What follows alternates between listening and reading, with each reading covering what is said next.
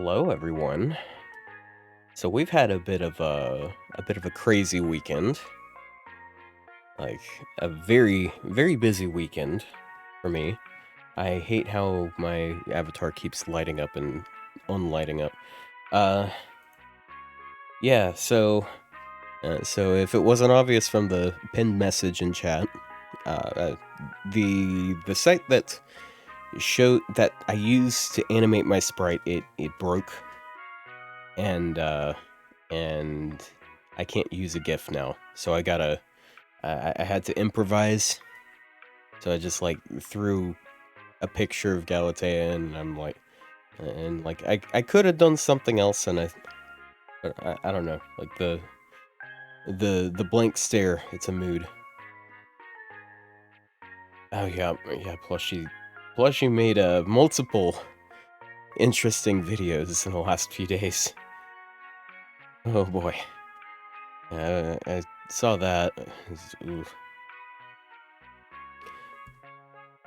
I guess it's kind of ironic who I ended up picking for this picture, because I'm sure people from Mist's chat are gonna be having a different impression. Hold on, how did I somehow ended up killing chat? Okay, Plushy didn't even know it was April 1st. He said it a couple times in the video, but you know, like if you say that it's an April Fool's joke, then what if that's a joke? What if it's actually real? What if it's a double negative?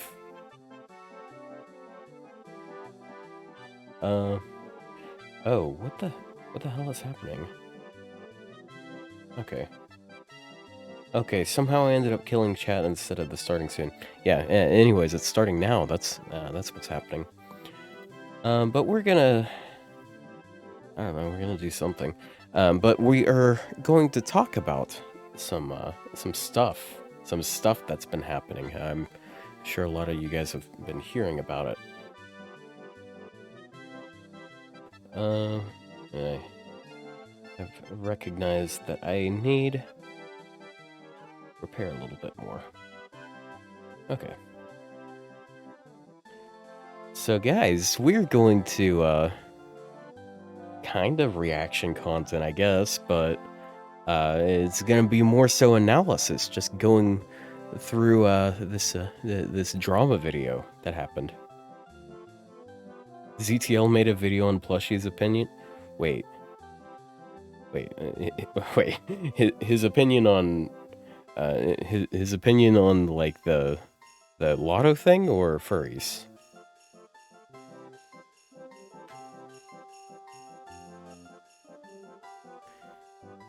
The lotto thing. Okay. Because like, yeah, just going off of what we were just talking about, there's 3 different things that could be there. And I think most people wouldn't just say, okay, this, like, you know what, I tell you what, I know what we can do. Yeah, I wouldn't call Plushy's situation a sort of like a, you know, an opinion. That's what I'm trying to say.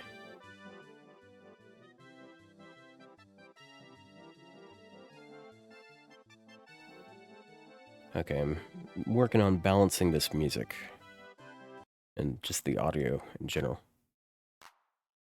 This is a pretty quiet song, as is. But I have some boxes to open while we do this.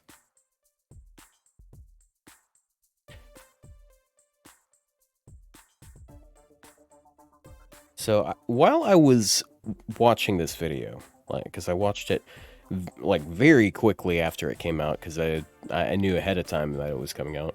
Because as a matter of fact, I rated him like right after he started ranting about it.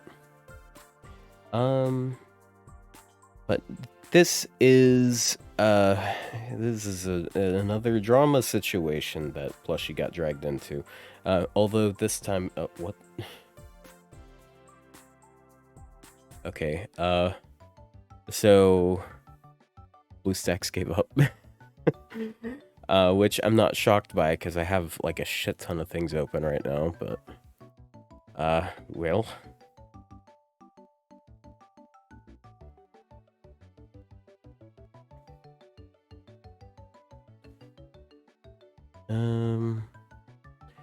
But I took notes while I was watching this video.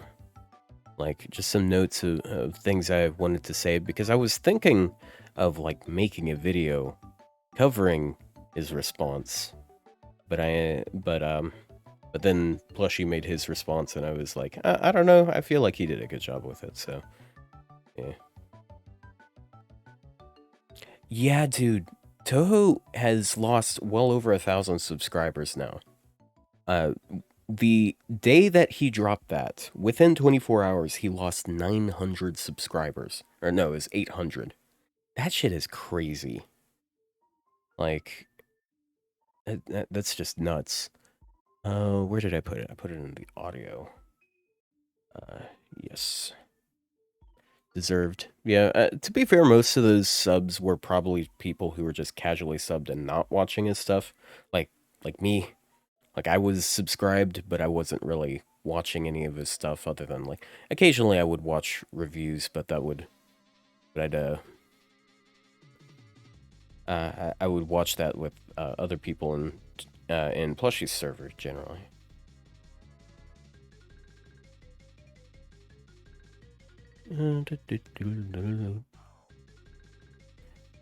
So we're going to try and open boxes while this is going on.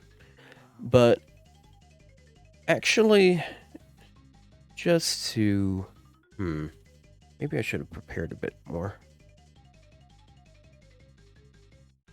I think... Okay, so... I think we should be fine. I have the original VOD from... Okay. Alright. I guess Toho does cover, like, some of the basics on it, although he does leave certain things out for reasons.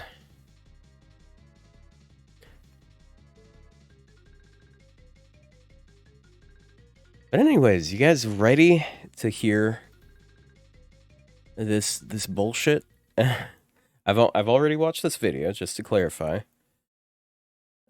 So I've got some things I'd like to say about it, but I just kind of want to talk about this entire situation today. Pull that over there. I've got, like, so many windows open right now. And also, I'm recording this right now. I don't know if I'll post it on YouTube. Hello, YouTube. If it is yes, goodbye, YouTube. Otherwise, but yeah, the reason why I'm Galatea now is because I'm on vacation. The application that I use to make myself animated, it's broken, and this is what I settled for. I got some boxes to open while we're going through this nonsense. Let me reduce it from 1080. Like you guys are barely seeing it, so let me turn that down. Turn that up. All right. So, dudes, it's Tuhu. Plushie made this tweet yesterday saying that lottery events and exhibition. Should I? Yeah. I should make this a bit larger. You know what? Put that there. Put myself in front of it. There we go. Okay, so we're ready to multitask. I've got my script ready. So yeah, I'm gonna read some stuff. It's gonna be reading verbatim. So if it sounds rehearsed, it's because I took a bunch of notes yesterday, or a couple days ago. Yeah, it was Saturday night. That's when he dropped this. I'll give some more context throughout this because he once again he did leave out some context intentionally, which but yeah. Anyways, quests, or EQs for short, should in fact be put together, but they just need to have better rewards to better incentivize players to actually do them. Normally, as someone who's played every lottery event we've had, including all the ones that we've had lots of challenge quests for, including the Nero Fests and the Gil Fests, I would agree, since they've been a core part of lottery events that I would have considered at the time just as important as the farming itself. But times have changed, and so have my views on this matter, to the point where I felt the need to respond to Plushie's tweet by making this video saying that if Lozengle insists on pulling the absolute bullshit that was Tesla Fest with its 31 challenge quests, or whatever the grand total number of EQs was for future lottery events, then no, I don't think EQs should belong in lotteries anymore. Let me explain to you why I feel this way first, then how I think the situation should have been handled, or at the so yeah, just to clarify, 31 is a lot. I'm really not adding a lot by saying that, but yeah. Okay, so both of us are actually in a similar boat. We both waited until the last minute, basically, to finish the last of the quests. Um, and I think there were 2 that he didn't finish. It's like 10 that I didn't finish, but I'm not particularly hurt over it. I had fun with the quests that I got to do. I'd love to have them a bit more, but back into the video. very least how it should be handled going into the future. There were several major issues that I saw with how EQs worked in Tesla Fest, so let's start with the sheer number of them. Again, 31 EQs. Both of the Tesla Coil quest chains had 7, both of the exhibition quest chains had 8, plus the CQ that's new to Tesla Fest, so yeah, you add them up and you get 31. There is no reason why any event should have had this many CQs at once, let alone during a fucking lottery event, but because this was a lotto, they could have potentially taken so much time away from farming for those who needed to farm this lottery a lot, especially considering this lotto had things like, I don't know, bones, bullets, and arrowheads. Next, So so one of the things that Plushie, honestly, the thing that kind of got me on board with Plushie as far as this preliminary part, because this is what the Twitter post was about. So I wasn't actually on board with Plushie at first. I wasn't on board with that idea. That being the idea of like splitting the challenge quests and the lotto. Like I, I thought that like splitting the two might have been a good idea, but I've over time seen the merit of putting better rewards on it instead. So the idea of having better rewards on it being better than just dropping it from that event entirely. So it the merits of it are based off of what is called opportunity cost. So the reason why people hate the challenge quests in Tesla Fest and stuff is because it takes time to complete those. And that is time that they could spend farming this lotto instead of like yeah. So that means they're missing out on QP, on XP, but most importantly, skill gems because those are hard to get. Um, and if you make the rewards for those quests a lot better, like what Plushie suggested was like the things he suggested multiple types of things. Like he said costumes, I believe command codes, or event currency. I don't know about the first two, but I do like the idea of event currency or gotcha ticket, not gotcha tickets, lotto tickets. Because if you do that, then like okay, I spent a couple hours retrying over and over to get this one challenge quest done, and I could have spent that time farming instead, but I just won like 5 boxes of it. So from an AP uh, point, like AP isn't like the only point here, but AP is like like that's very efficient because 5 boxes is like it. Let's say if it takes 4 runs to get 1 box, like we're talking about 800 AP there that you're saving. The other side of it, the other side is where the hell was I going? So like I'm not missing out on those boxes that I could have farmed otherwise. So for some people who can just bull rush the quest and finish it like in 1 or 2 tries, that shit is great. It's very time efficient. And like if you're getting 5 boxes, the amount of time it takes to farm 5 boxes, and I'm full on my box. Fuck, I hate this part. Um, the amount of time that it would take to go through all of that. Fuck, man, this. I hate when this just kills my train of thought. Oh, inventory management.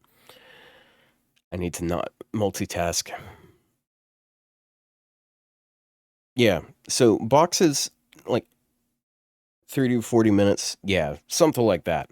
Yeah, it also depends on how many drop Cs you have, which it ramps up over time. So the amount, like how long it takes early on, is not as short as later on. That is of course assuming you're farming enough that you can actually get a meaningful amount out of it. Okay. Um, I think we should go back to the video so I can continue doing this. Just because, yeah, let him formulate his points because this is. Oh shit! Right, I forgot. I was going to speed this guy up because when I first listened to this, I listened to it at 1.75 speed because, I mean, he talks slower than need be. So he's going up to 1.5. If you guys can't tell what the fuck he's saying, just let me know. Next issue that I want to bring up here is the fact that the Okay, I'm going back down to 1.25.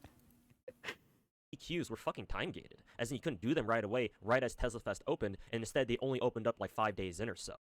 So I actually do kind of agree with this point. Time gates, just in general, time gates are a bit of a stupid idea that FGO does a lot. Like they'll time gate events not only story wise, but also sometimes in this case they'll time gate challenge quests, which is kind of weird. It would be nice if they had all of that shit come out at once, but we had most of this stuff ready like with almost a week to spare. So I uh, ration out your time better, I guess. Like, I mean, you can spend the first half farming a bunch and then the second half doing the rest. So, um, and there's some points I want to get into here later uh, that are pretty. So, okay. So one of the things that kind of bothers me about Toho in a lot of this video, at least the first part of the video, because there's a lot of other things that bother me about him. Now, uh, he definitely has too weird of a perspective. His perspective is not normal. And that makes sense. I mean, he is a whale who has NP5 basically everything. And he also farms like fucking, I don't know, 500 plus boxes per lotto. Which, by the way, that's a lot of time. That takes a lot of time, and most people do not do that. Like, the average person might farm like 30 or 40. Like, I farmed 50, and I went a little bit more than casual here. Like most people don't degen this stuff. Isn't he no longer a whale? I don't know. I don't know about that. To the best of my knowledge, he's still NP5 some stuff. But I know that he doesn't have his main job anymore, and I think he's going full time on this for whatever that shit's worth. Anyways, let's get back into it.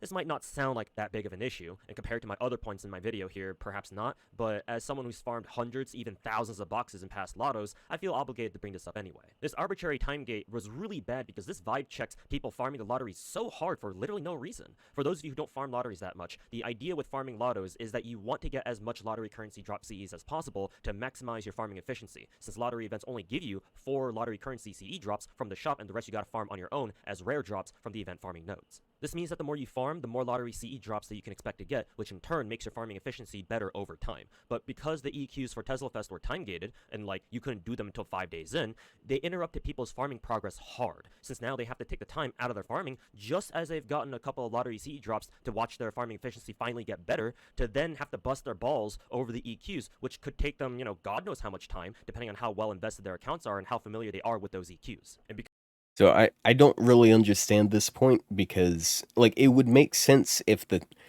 nodes were time gated, but they aren't. Like we were we already had like 90 plus nodes at the day one, so like there's not much of a difference between doing all the farming you want to in week 1 and doing all the farming you want to on week 2 because you got like as far as I know, the drop rates, the CEs, it's same across like the different phases of the nodes because they did cycle the nodes. And maybe you wanted to wait until the other one comes up because maybe you're lacking a certain mat that one of those nodes drops. But I still don't really understand this point that much because like I don't see why it has to be delayed. I don't get it. Later nodes had higher CE rates. Oh, like how much higher? Are we talking about the 0.05% or is it 0.1%? Like I know the like 1%, 0.3 difference. I'm gonna be honest, is fucking nothing. 2.4% first node versus 2.54% final node. I that is splitting hairs to such an insane degree that it is not worth bringing up, honestly. Uh, let's see. 100 divided by 2.4. So on average, that would be like 41.6 clears versus, uh, yeah, it's like on average, it takes one less clear. That's like, oh damn, dude. After those, like, so the thing about that, the thing about so this is something I learned in a statistics class I took a long time ago because I took AP statistics. I was a math nerd, but that was like one of the only classes I didn't retain too much from. But what I do remember, because like one of the big things about statistics is one of the so it is probability.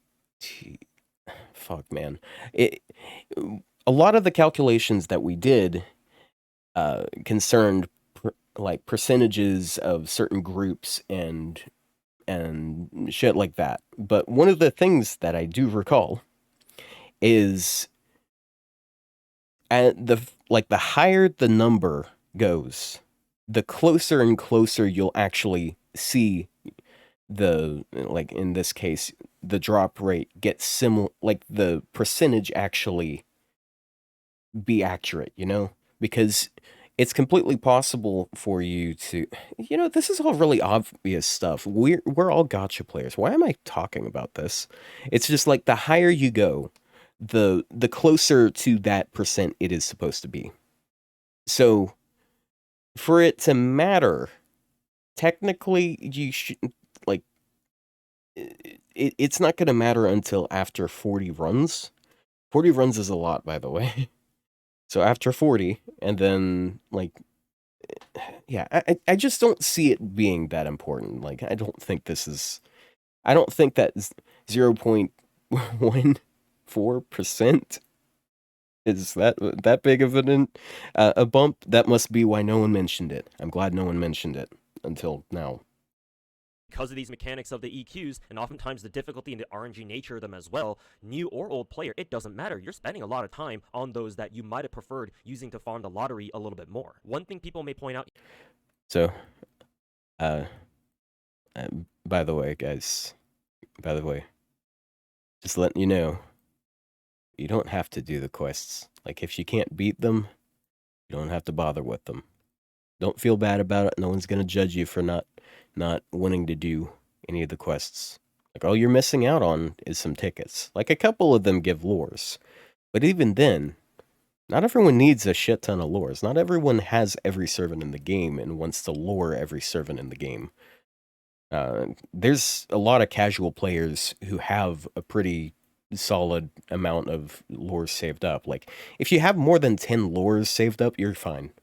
You're completely fine. But this, again, I feel like this is a big thing that kind of just taints it really skews the first part of this video, because like this video, it has 3 parts, I would say. The first part is the original stuff, then like he tacked on another thing, and then he tacked on another thing at the very end. But the first part, it's the actual tweet. It's the actual content here that people aren't actually complaining about. But I still feel like it's interesting to talk about. Here is the fact that previous lottery events time-gated their own CQs just like TeslaFest did, so technically this isn't anything new, and that all the EQs except for the new one exclusive to TeslaFest were all old CQs that we've already done before. And you're right on both points, sure, but in turn, I'd like to point out that we haven't had a lottery event before with 31 EQs, and when you have that many, I think that kind of changes the dynamics of a lottery event at that point. So, furthermore, on the rewards of these quests, not even all of them gave out tickets. So the coil quests, you could potentially, I believe you could potentially get 2 lures out of them. And aside from that, those individual quests, you get like 5 of a gold mat. And a lot of people don't really have issues with gold mats to that extent. If you have issues with gold mats, it's because you need a lot of one, not 5 of a bunch. So, if you can't do the coil quests, you don't really miss out on much. So like, how important is this point? You get to decide. Not to mention, not everyone's done the old EQs before. Another thing people might say is, well, just do the EQs at the very end after you're done farming the event. And yeah, I know there's some salt there at that at that mention, because that's what he did. But like, I mean, it's not a good idea. Just like, do them as they come out. I didn't do that, but it's the right way to do it. Just like, use your time better. I mean, bro, it's not like you have a job.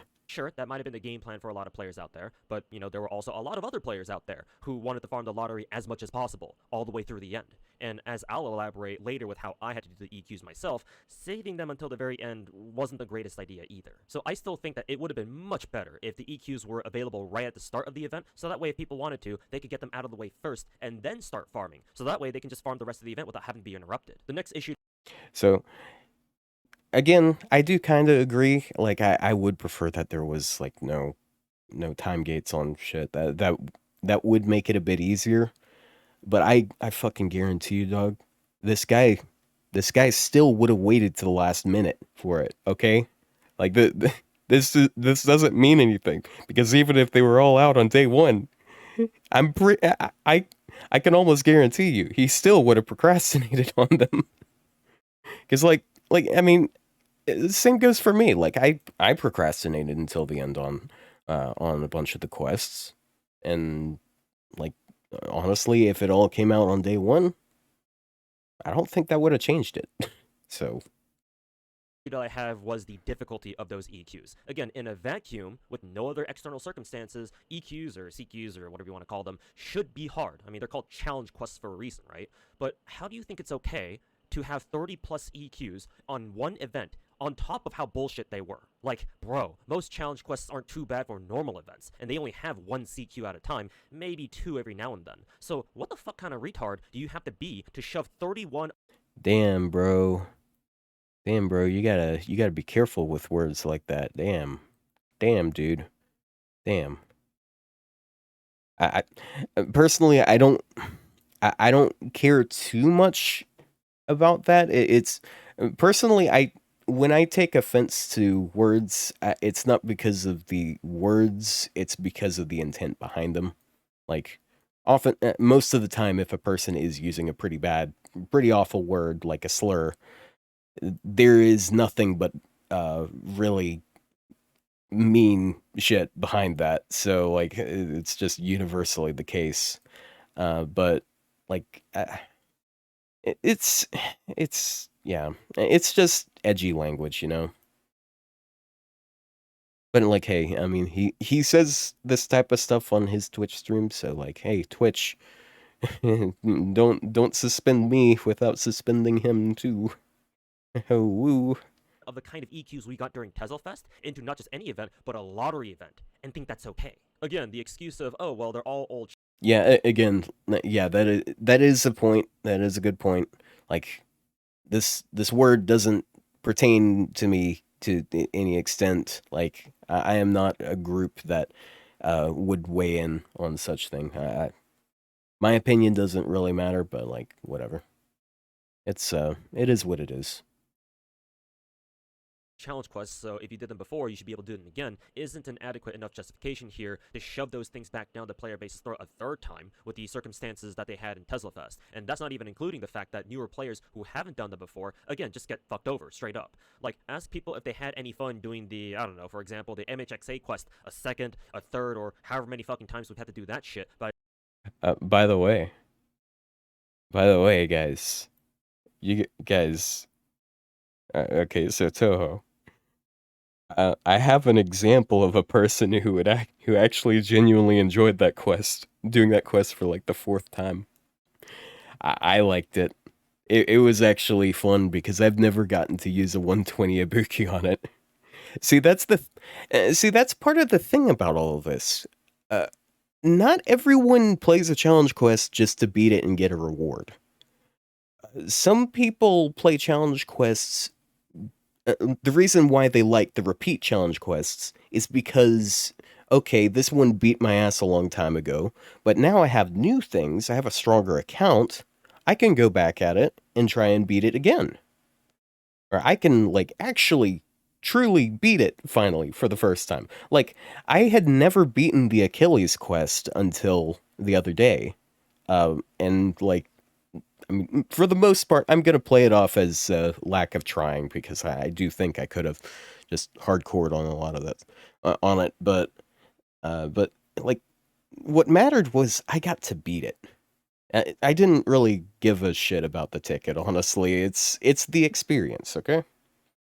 And just the fact that I got to sit there and I tried over and over and over trying to make Saber Ibuki work on that quest. She didn't work. She got to like 1 million at best. But you know what? I'm glad I had the opportunity to try that.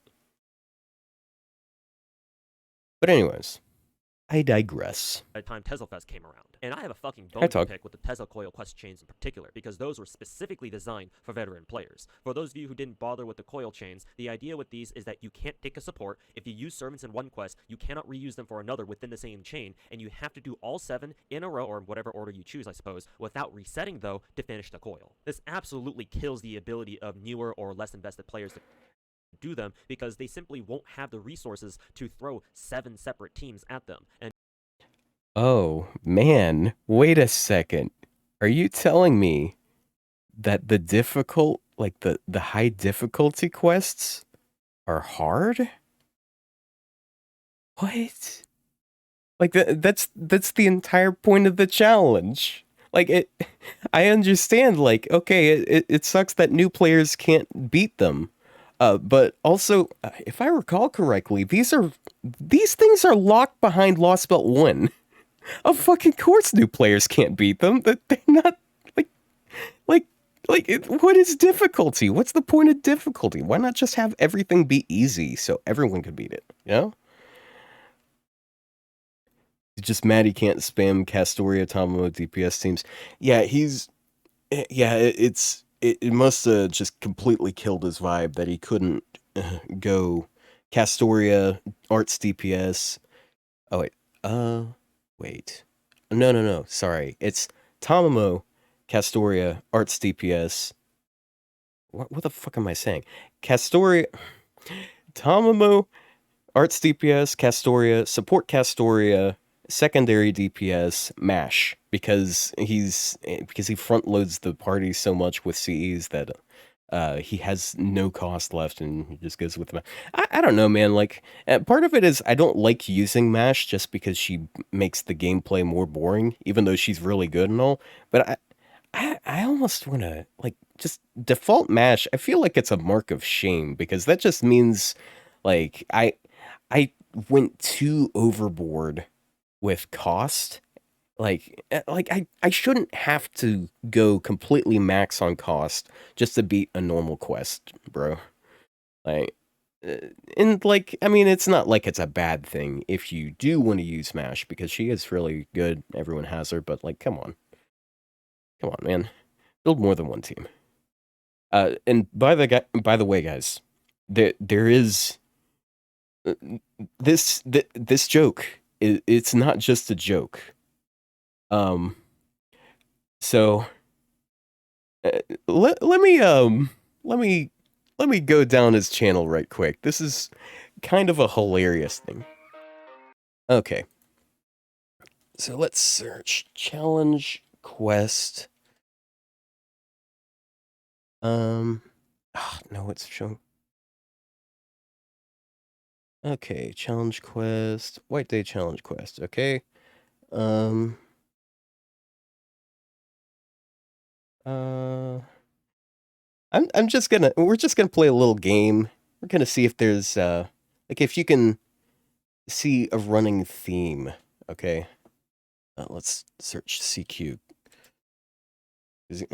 Dude, I don't want to have to comb through his shitty VTuber slash Honkai or whatever videos, bro.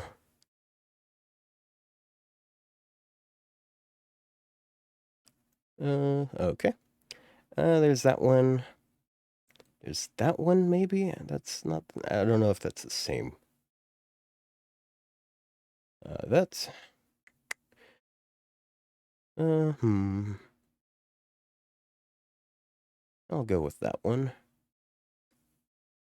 Hmm.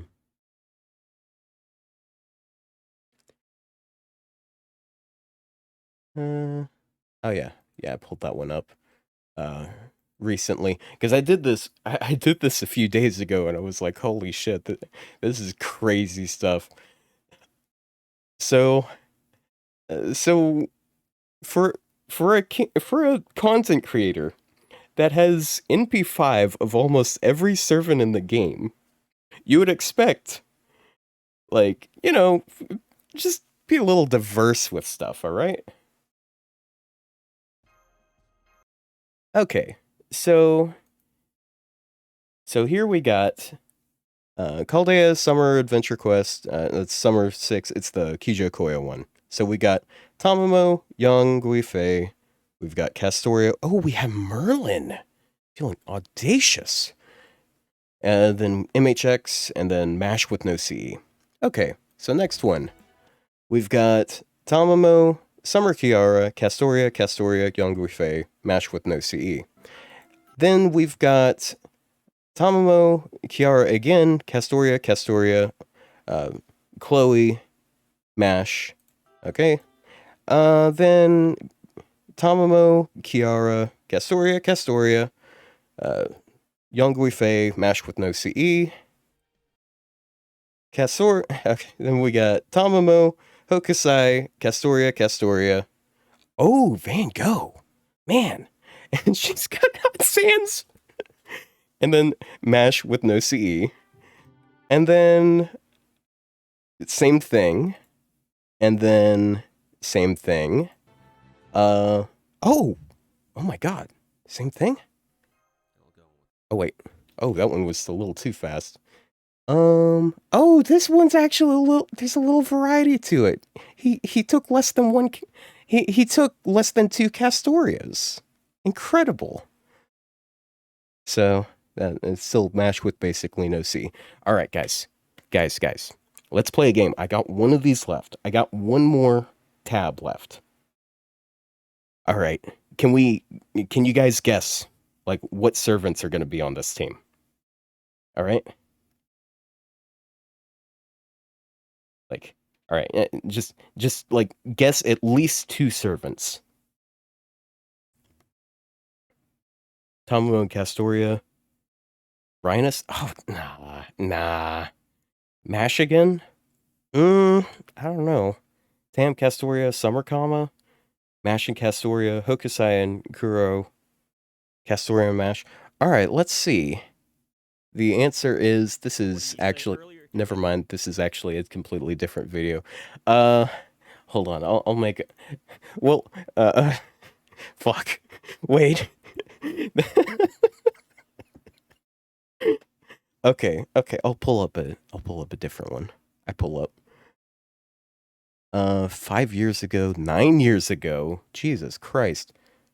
I don't care about these. Man, I think we ran out of them. Yeah, I think 9 years is cheating. I mean, it's Combat Arms. Like, who the fuck wants to watch Combat Arms? Dude, I didn't even it that's like the most generic sounding name for an FPS I have ever heard. Like, I didn't know it existed for a long time. But like, hey, apparently this guy has like 4,000 videos on it. I am not exaggerating, by the way. This Toho has almost 7,000 videos on his channel. I did the math a couple days ago, actually, and his channel's been around for 12 years.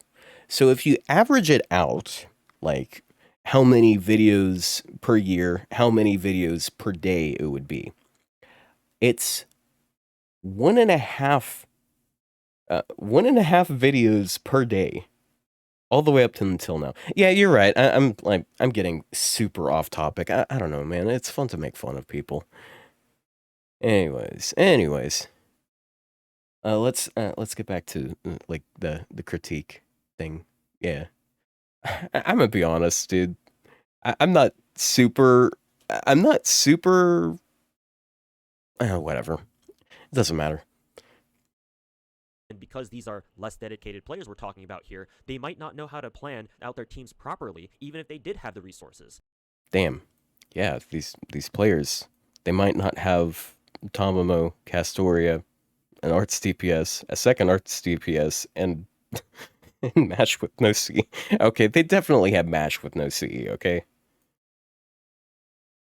Especially considering FGO teaches you, to rely on supports because the game forces you to take one for 99% of its content, and then it fucking pulls the wheelchair out from under your ass by not letting you take a support all of a sudden? No, to be fair, for Tesla Fest, ultimately you didn't have to do the coil chains because... So, this isn't a new thing. They did that in Shimosa, like 5-6 years ago now. Then also they did that in Olympus, which was over 2 years ago. Like, no support stuff, like that's it's understandable. Also, like it would be so it would just completely fucking kill those quests. Like those half of those quests are already so much easier. Like okay, the entire first set of the mega coil, the entire first set can be cheesed so easy because those challenge quests were not designed. Okay, except for Super My Home Daddy, that one is a bit different because damage Cs don't matter much. But none of those challenge quests were scaled with damage CEs in mind, so you can just cut the HP in by like down to 1/3. So like holy shit, those ones are pretty easy. Even if you're a newer player, like it's still not going to be too difficult to do a lot of them. And like also if you want the mats for all of them and you don't think you can beat all of them, you can just beat one, reset, and then go to the next one, reset, and just rinse and repeat. And you can take the same team to all of them and get all of the rewards. It's just you can't get the lore. So like you're not going to miss out on too much. It's just the lore. So so it's kind of ironic that this all goes back to like one of the arguments against this, like, his perspective puts too much importance on the rewards, but then like the rewards aren't really that important, you know.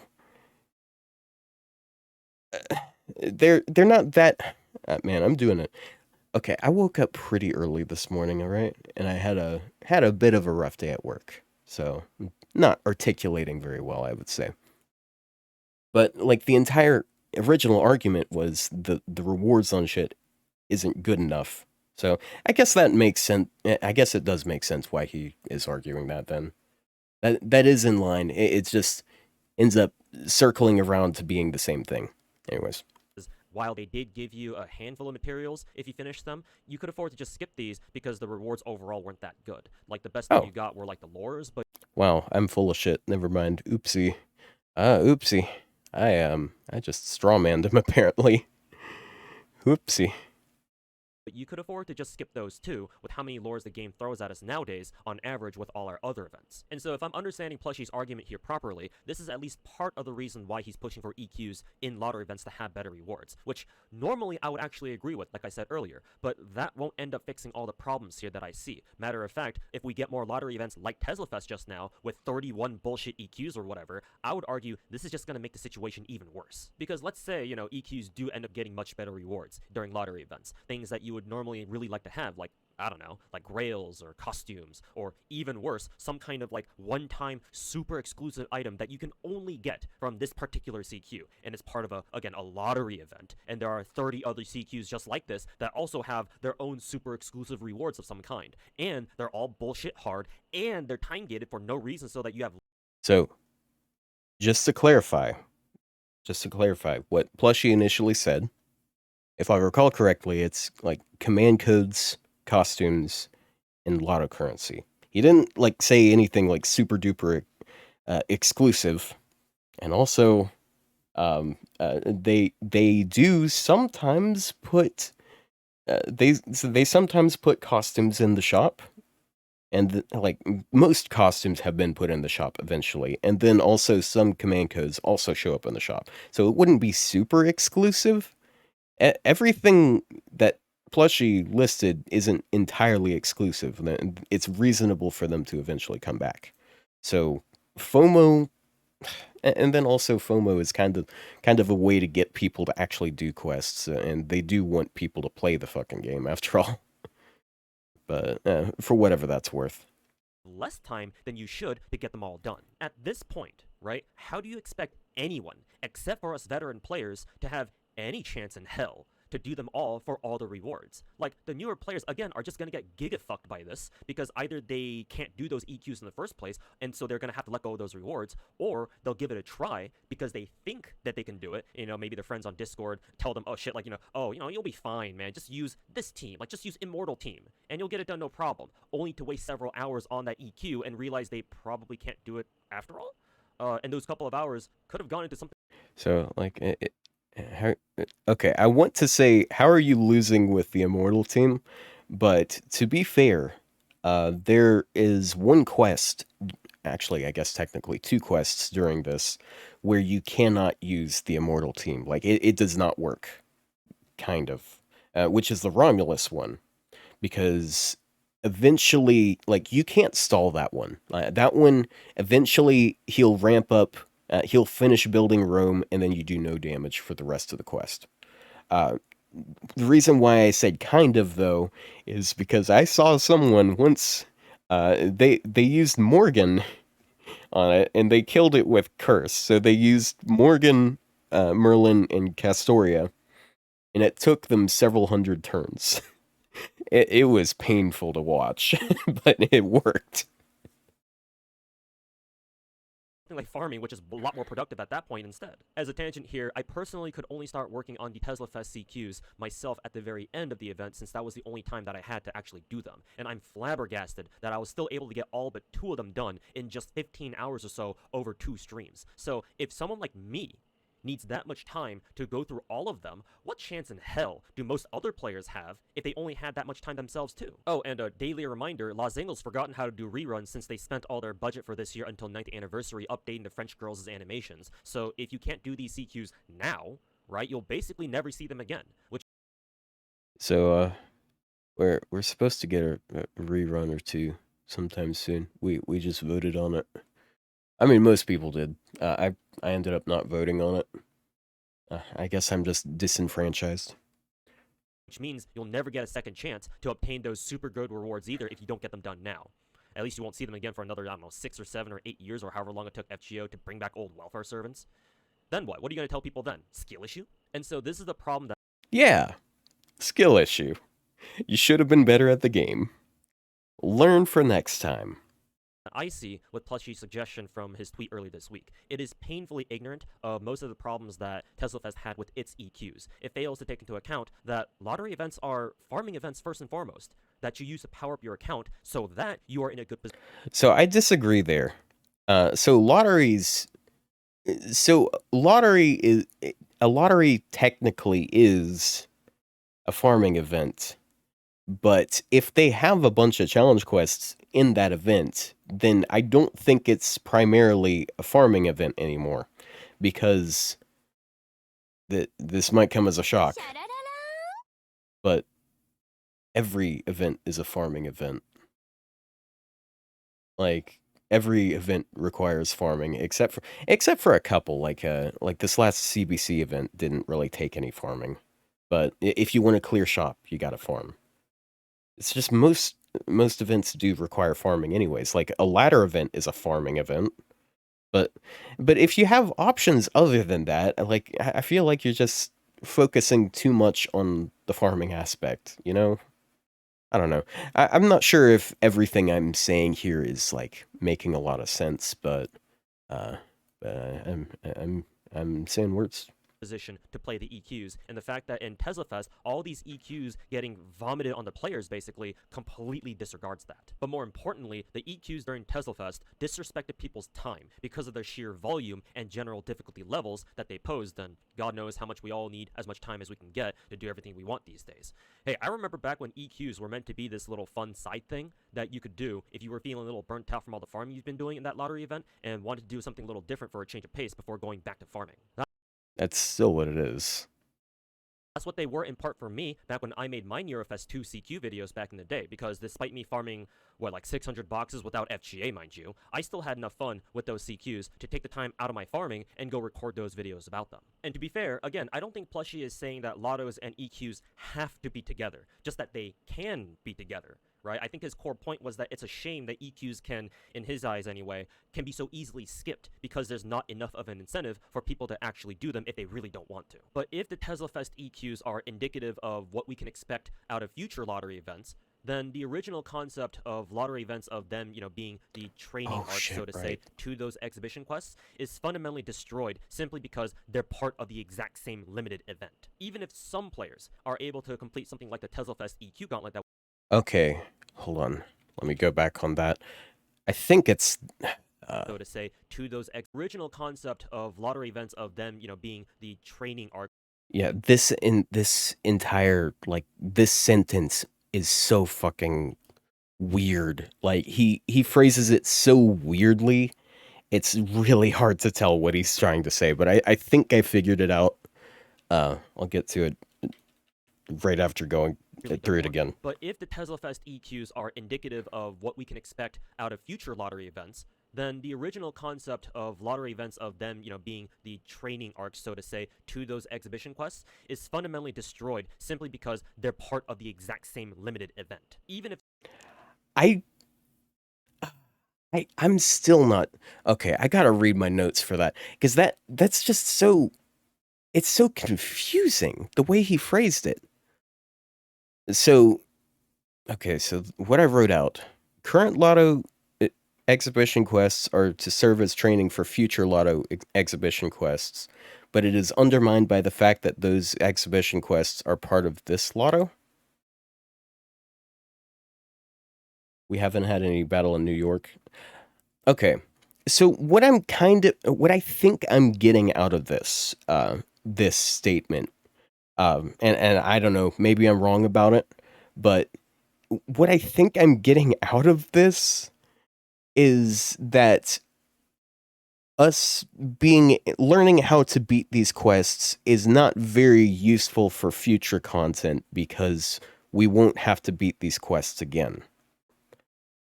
Which I think is a really fucking stupid point because when you're practicing when you're practicing with challenge quests, you're building up experience, not it's not about okay, chat, if you get a better a different interpretation from what he said out of that, please tell me. But the entire thing is if you're getting better at beating a quest, the reason why you're getting better at beating the quest is because you're figuring out how to respond to certain types of gimmicks. That isn't something that is only exclusively applicable in that quest. That's it's like working out. It's like going over and bench pressing a weight. Like over time, you'll be able to you'll have bigger muscles, you'll be able to bench press better. That doesn't mean your muscles are useless when you go and pick up a box or something. Like your muscles are there because you you went through the process of doing that. So the idea of of experience not having any use outside of I mean, I'm better at bench pressing now that I bench pressed a lot. Well, it's true, but you got the muscles now, and you can do other things with the muscles. That's the point of bodybuilding, you know. I mean, it's not the point of bodybuilding.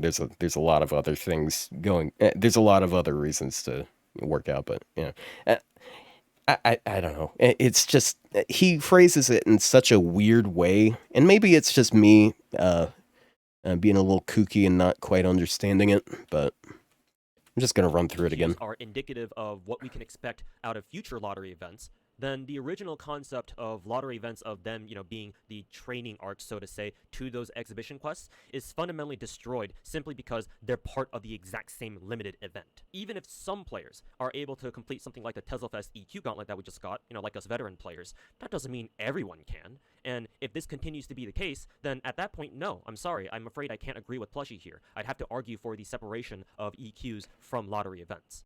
So I'll be honest. I don't think everyone. Actually, do I? Do I think that? Am I willing to commit on that? Should everyone be able to beat a challenge quest? I think it would be nice if everyone could, but there has to be an appropriate amount of difficulty just so it's there's actual value to there's actually some level of difficulty, okay? It's it just kind of defeats the point of a challenge quest if it's not challenging. If everyone is able to beat a challenge quest, I don't I don't think I would take as much enjoyment out of it.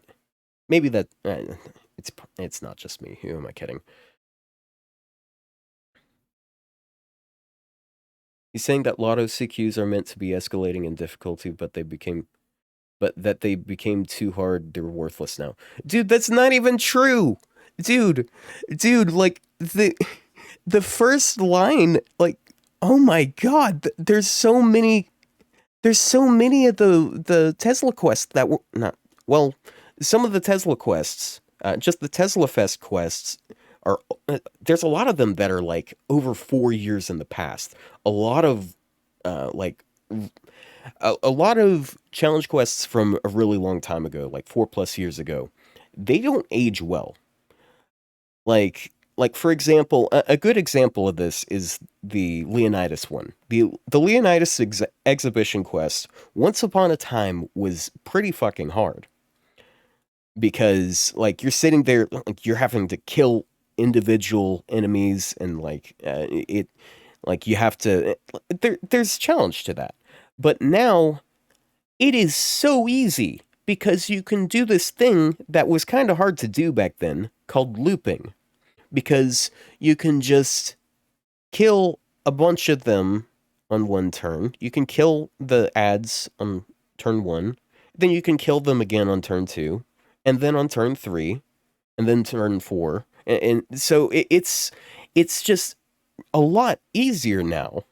And then you can also solo it with a lot of servants. Like I was able to solo it with Ibuki. That was before she was 120. She was only 100 at the time.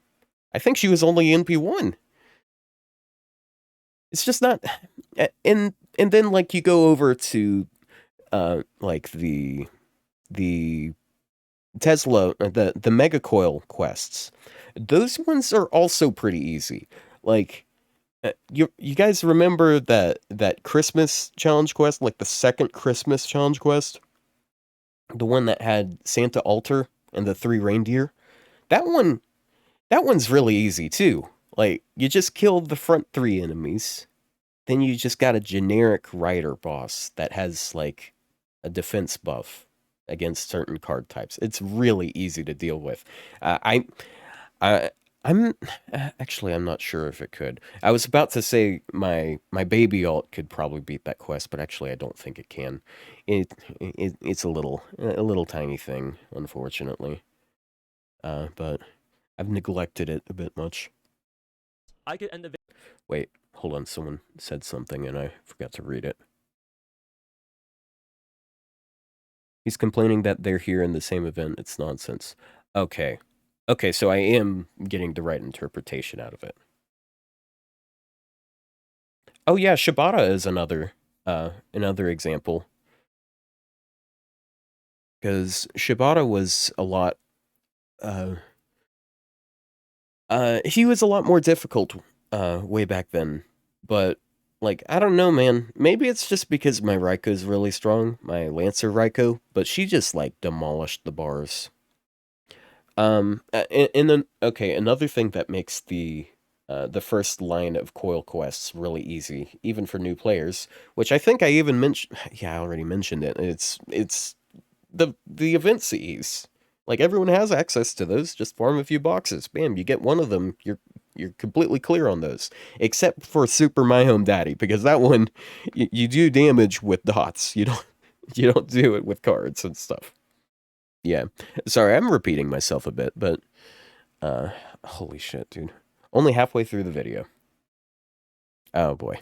video here and kick back to watch the Oh, Fest EQ gauntlet that we just got, like us veteran players. didn't That realize doesn't mean this was the everyone end of the first part. And if this continues to be the case, then at that point, no, I'm sorry. I'm afraid I can't agree with Plushie here. I'd have to argue for the separation of EQs from lottery events. I could end the video here and kick back to watch the drama between me and Plushie unfold, but instead, before that happens, what I'll do now is provide some counter suggestions. So drama. Huh. Just let's not worry about that now.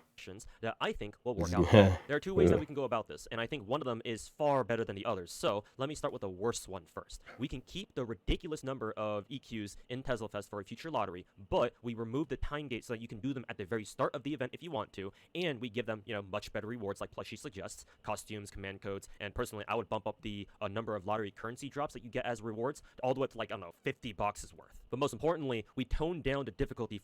Wait, did he say 50 boxes? Hold on.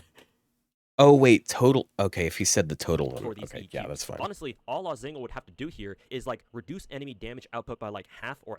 Okay, this is the part that I hate. Oh my god.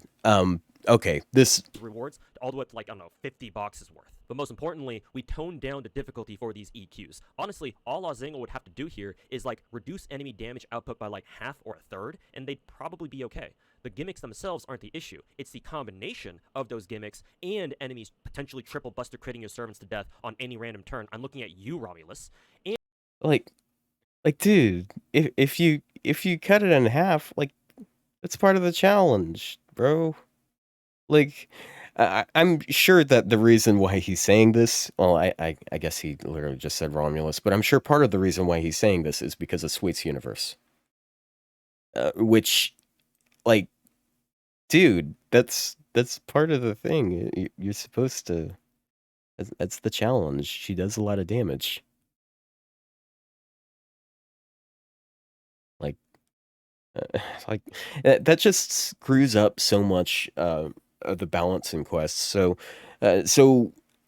not all of them are perfect. Like, there's a few of those quests in Tesla Fest that are just like really shitty, but for the most part, I think the damage that the enemy does isn't really that. I don't think it's that egregious. It's just that's the there's get better at the game, I guess. Build more than one team. And the fact that you had 30 fucking one of these challenge quests to go through that made Tesla Fest EQs so insufferable. It's either that, or we keep the difficulty of the EQs, but instead we cap the number of EQs that we get at 10 and no more. But I'm not a big fan of this idea myself, because these are exhibition quests, or challenge quests, or whatever you want to call them, and they're meant to be hard, right? It's in the name. So making them easier would defeat the purpose of calling them challenge quests. Yeah. And I actually don't like the Yeah, idea so he of kind of capping the goes. number of EQs. Yeah, to be fair, he did say that he thought this was the stupider idea.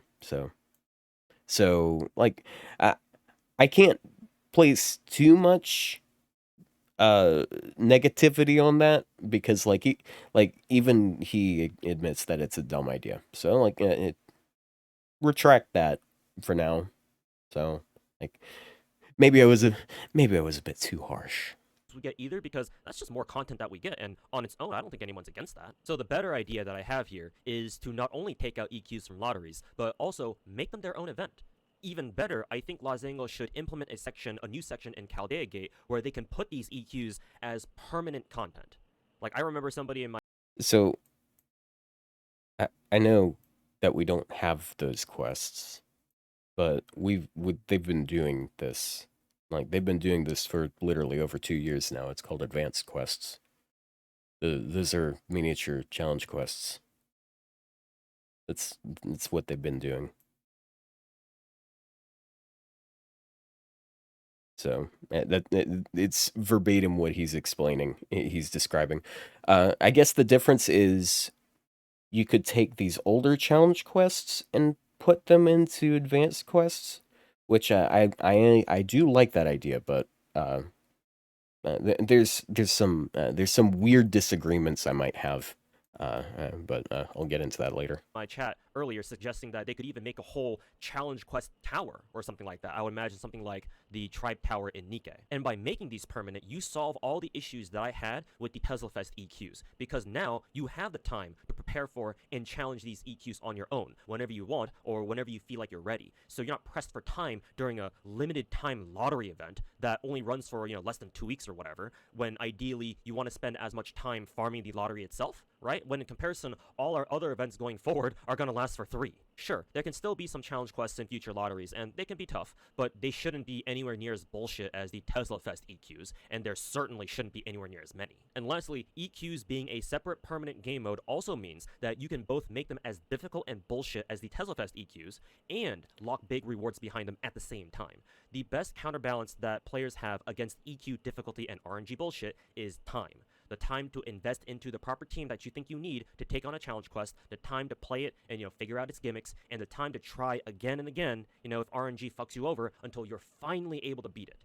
So by making them permanent content, as long as the EQs have a clear game plan that you can put together to beat them, right, they can retain their difficulty levels and still be fair. And of course, what makes them worth it in the end are the rewards that you get by completing them, right? These rewards should be enticing, like Plushie says, especially because if they're going to be permanent content, if the rewards for beating them aren't that good, people won't bother doing them here either and just ignore them anyway. Specifically, the rewards could be the usual suspects like, lores and grails, of course.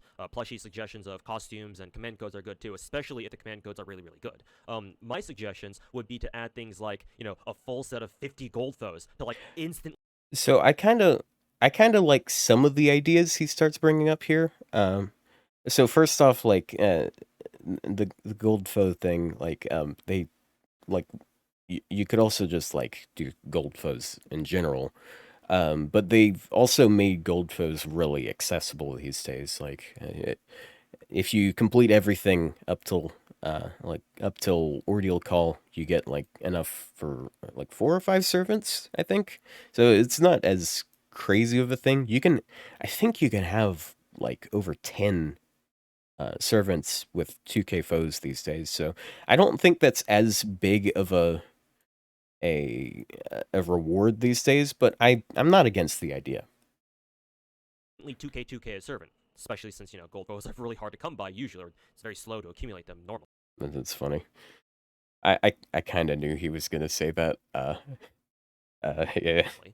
Or like a token or something that instantly maxes out any servant you want, similar to the free ascension thing that you get, that every account gets once. But instead of just taking a servant to level 80 or just their final ascension, it.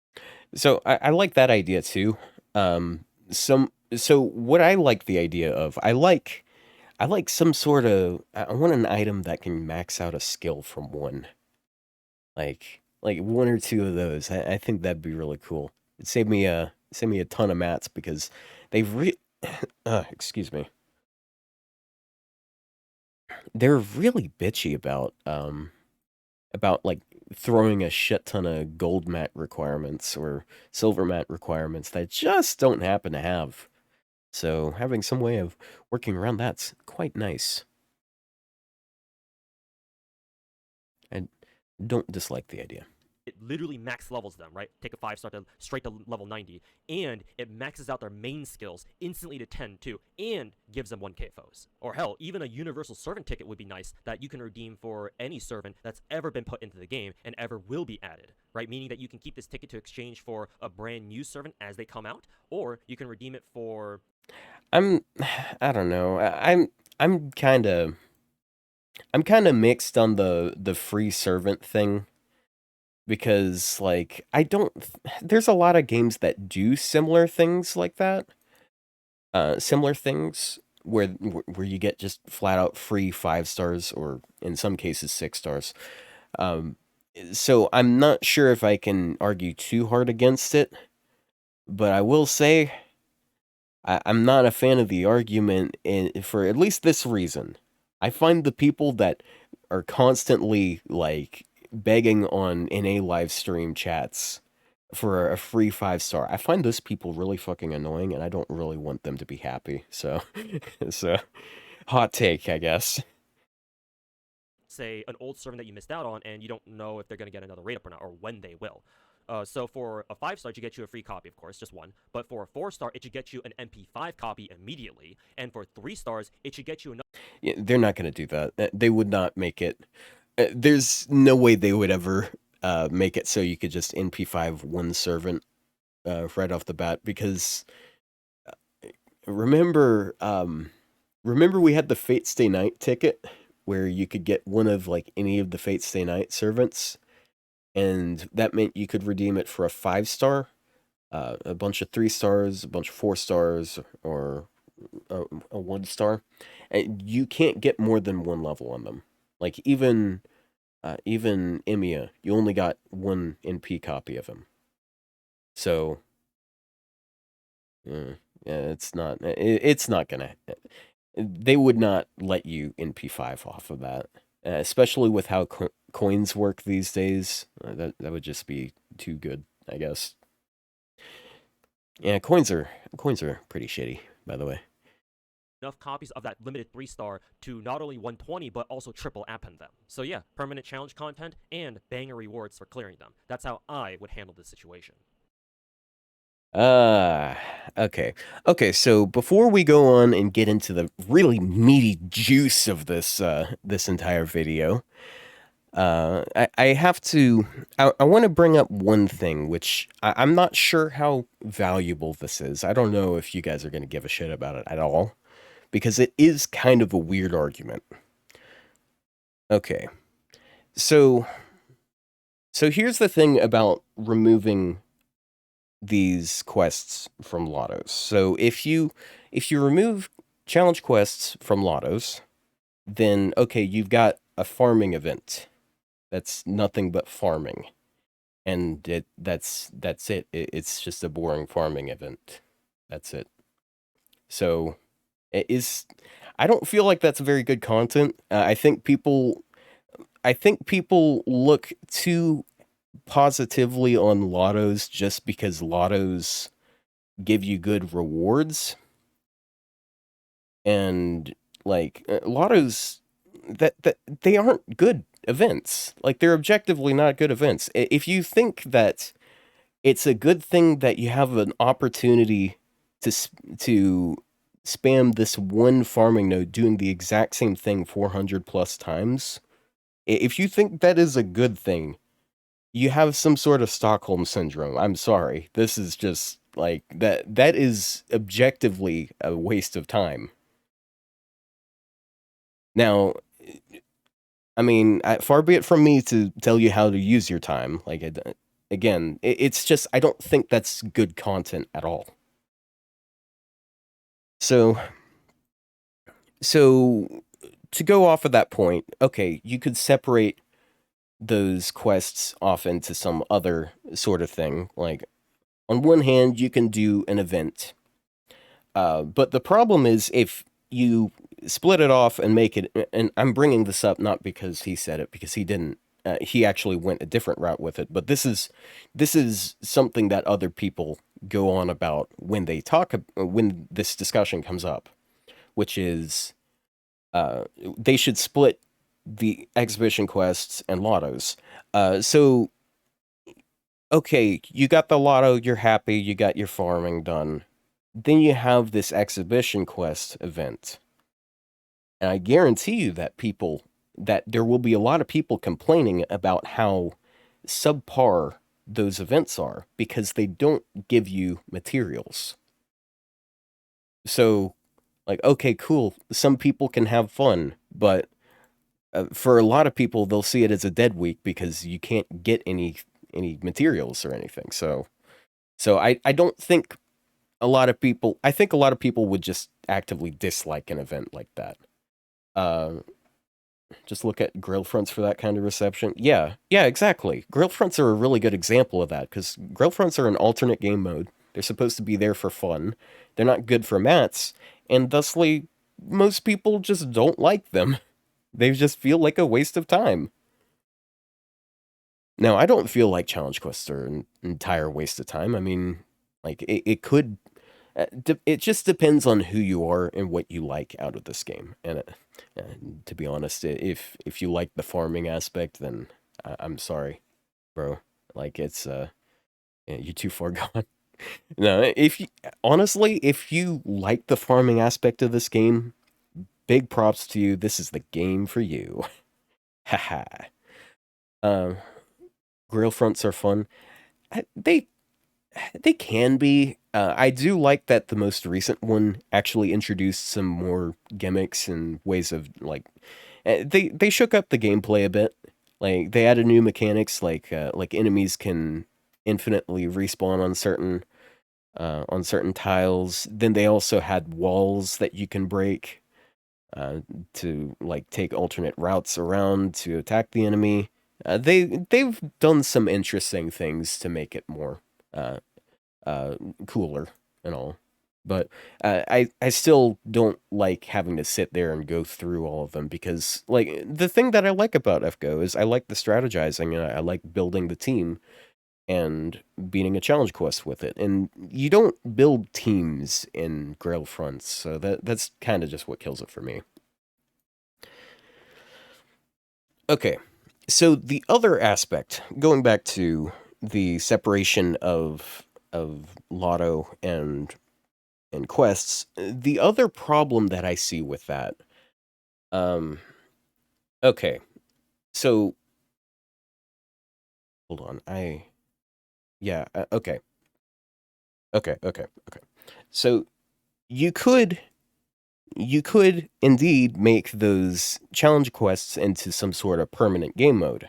And that would be cool. Like, okay, I'd love to be able to do more things permanently. That's just objectively a good thing. That just means everyone has options.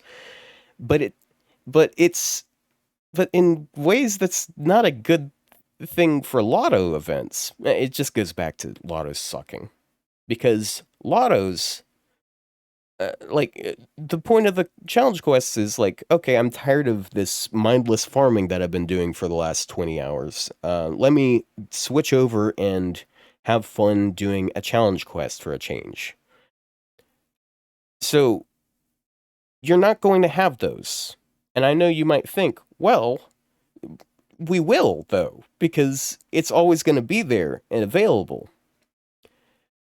But does anyone go over and play advanced quests when they're taking a break from the lottos on JP? They're quests that they've already completed. People have already completed those. So they don't feel like going back to it. So the entire appeal of that challenge quest being on a lotto event is just not gonna be quite a thing, okay? Not during lottos exactly. But like if you attach it to the lotto and you lock rewards behind it, then you can actually take a break, do something else for a change, and actually get a reward for it. See? Like it I'm not sure if I wanted it to be exclusive content, but they should introduce new quests when they make these things. Yeah, I go back to advanced quests all the time, too, but like during lottos, I don't do that. No, it's a waste of time. So that's my counterpoint to it. Like if the entire thing is like, okay, you can still take a break and go do the challenging content on the side if you want to, but in ways it's actually worse as far as because it just makes lotto so much worse. Because you can have the thing on the side where you have a break and you still do something. You can do more than one thing for lotto currency, like more than one way of farming for lotto currency. I like that idea, but right now I think that's honestly more of a problem with lottos these days. It's just they're really fucking boring. But yeah, it is what it is. So guys, you know how I was talking about like there's multiple parts to this video, and we're about to get into the best part of this video. You know, the reason why Toho has lost over 1,000 subscribers by now. Um, so yeah, the 17-minute mark. Let's go. Let's go. I was gonna end the video there. I thought I would end the video there. I was even hoping I could end the video there. But unfortunately for both you and me, I'm gonna slow this back down to normal. plushie, I'm not done. Earlier yesterday, at the time of me recording this, I saw you came into my Discord server and pinged me with a couple of messages. Mind you, I was AFK at the time because I was busy dropping off and picking up a buddy of mine at the Auto concert in downtown LA. And seeing that LA traffic is fucking miserable, imagine my pleasant surprise when the first thing I saw when I pulled up Discord when I got back home was Okay, so let me read this to you because he only has it up for like 3 frames. Yeah, he does live in California. That does not help his financial situation, but I digress. Okay. It is hard for me to see this. Let me turn it up to 480p. There we go. At Tuhu. So I saw you stream about me yesterday, and I heard you made some accusations about my intentions of making content. I think many of which are unfair and false. Are you going to release a video about what you said? I assumed, and then parentheses, I assume so because of your Twitter. If so, I will be forced to make a response video. Just a heads up because I don't want to escalate I don't want to escalate the situation if possible. That last sentence, by the way, keep that in mind. I don't want to escalate the situation if possible. Furthermore, he says, like, can you at least watch my hot takes series? It's not actually hot takes, it's a servant review that took me at least a week to test and release. Like, before criticizing my stuff, isn't it more fair if you watch my shit first? To who? So this is in reference actually, I guess we can just go through this right now. Um, just build some context for it, because he leaves this part out entirely. He downplays stuff about it, and yeah, gotta go into this. Today he put out a tweet. I'll link his tweet in chat actually. Thanks Hannah for the tweet, by the way. That he thinks that exhibition quests and lotteries should go together. So this entire this happened like a day and a half before he made this video. I think it happened on Thursday night. It was right after I ended that last stream, so it might have been Friday night. Oh yeah, I think it was Friday. No, it was Thursday night. This was Thursday night.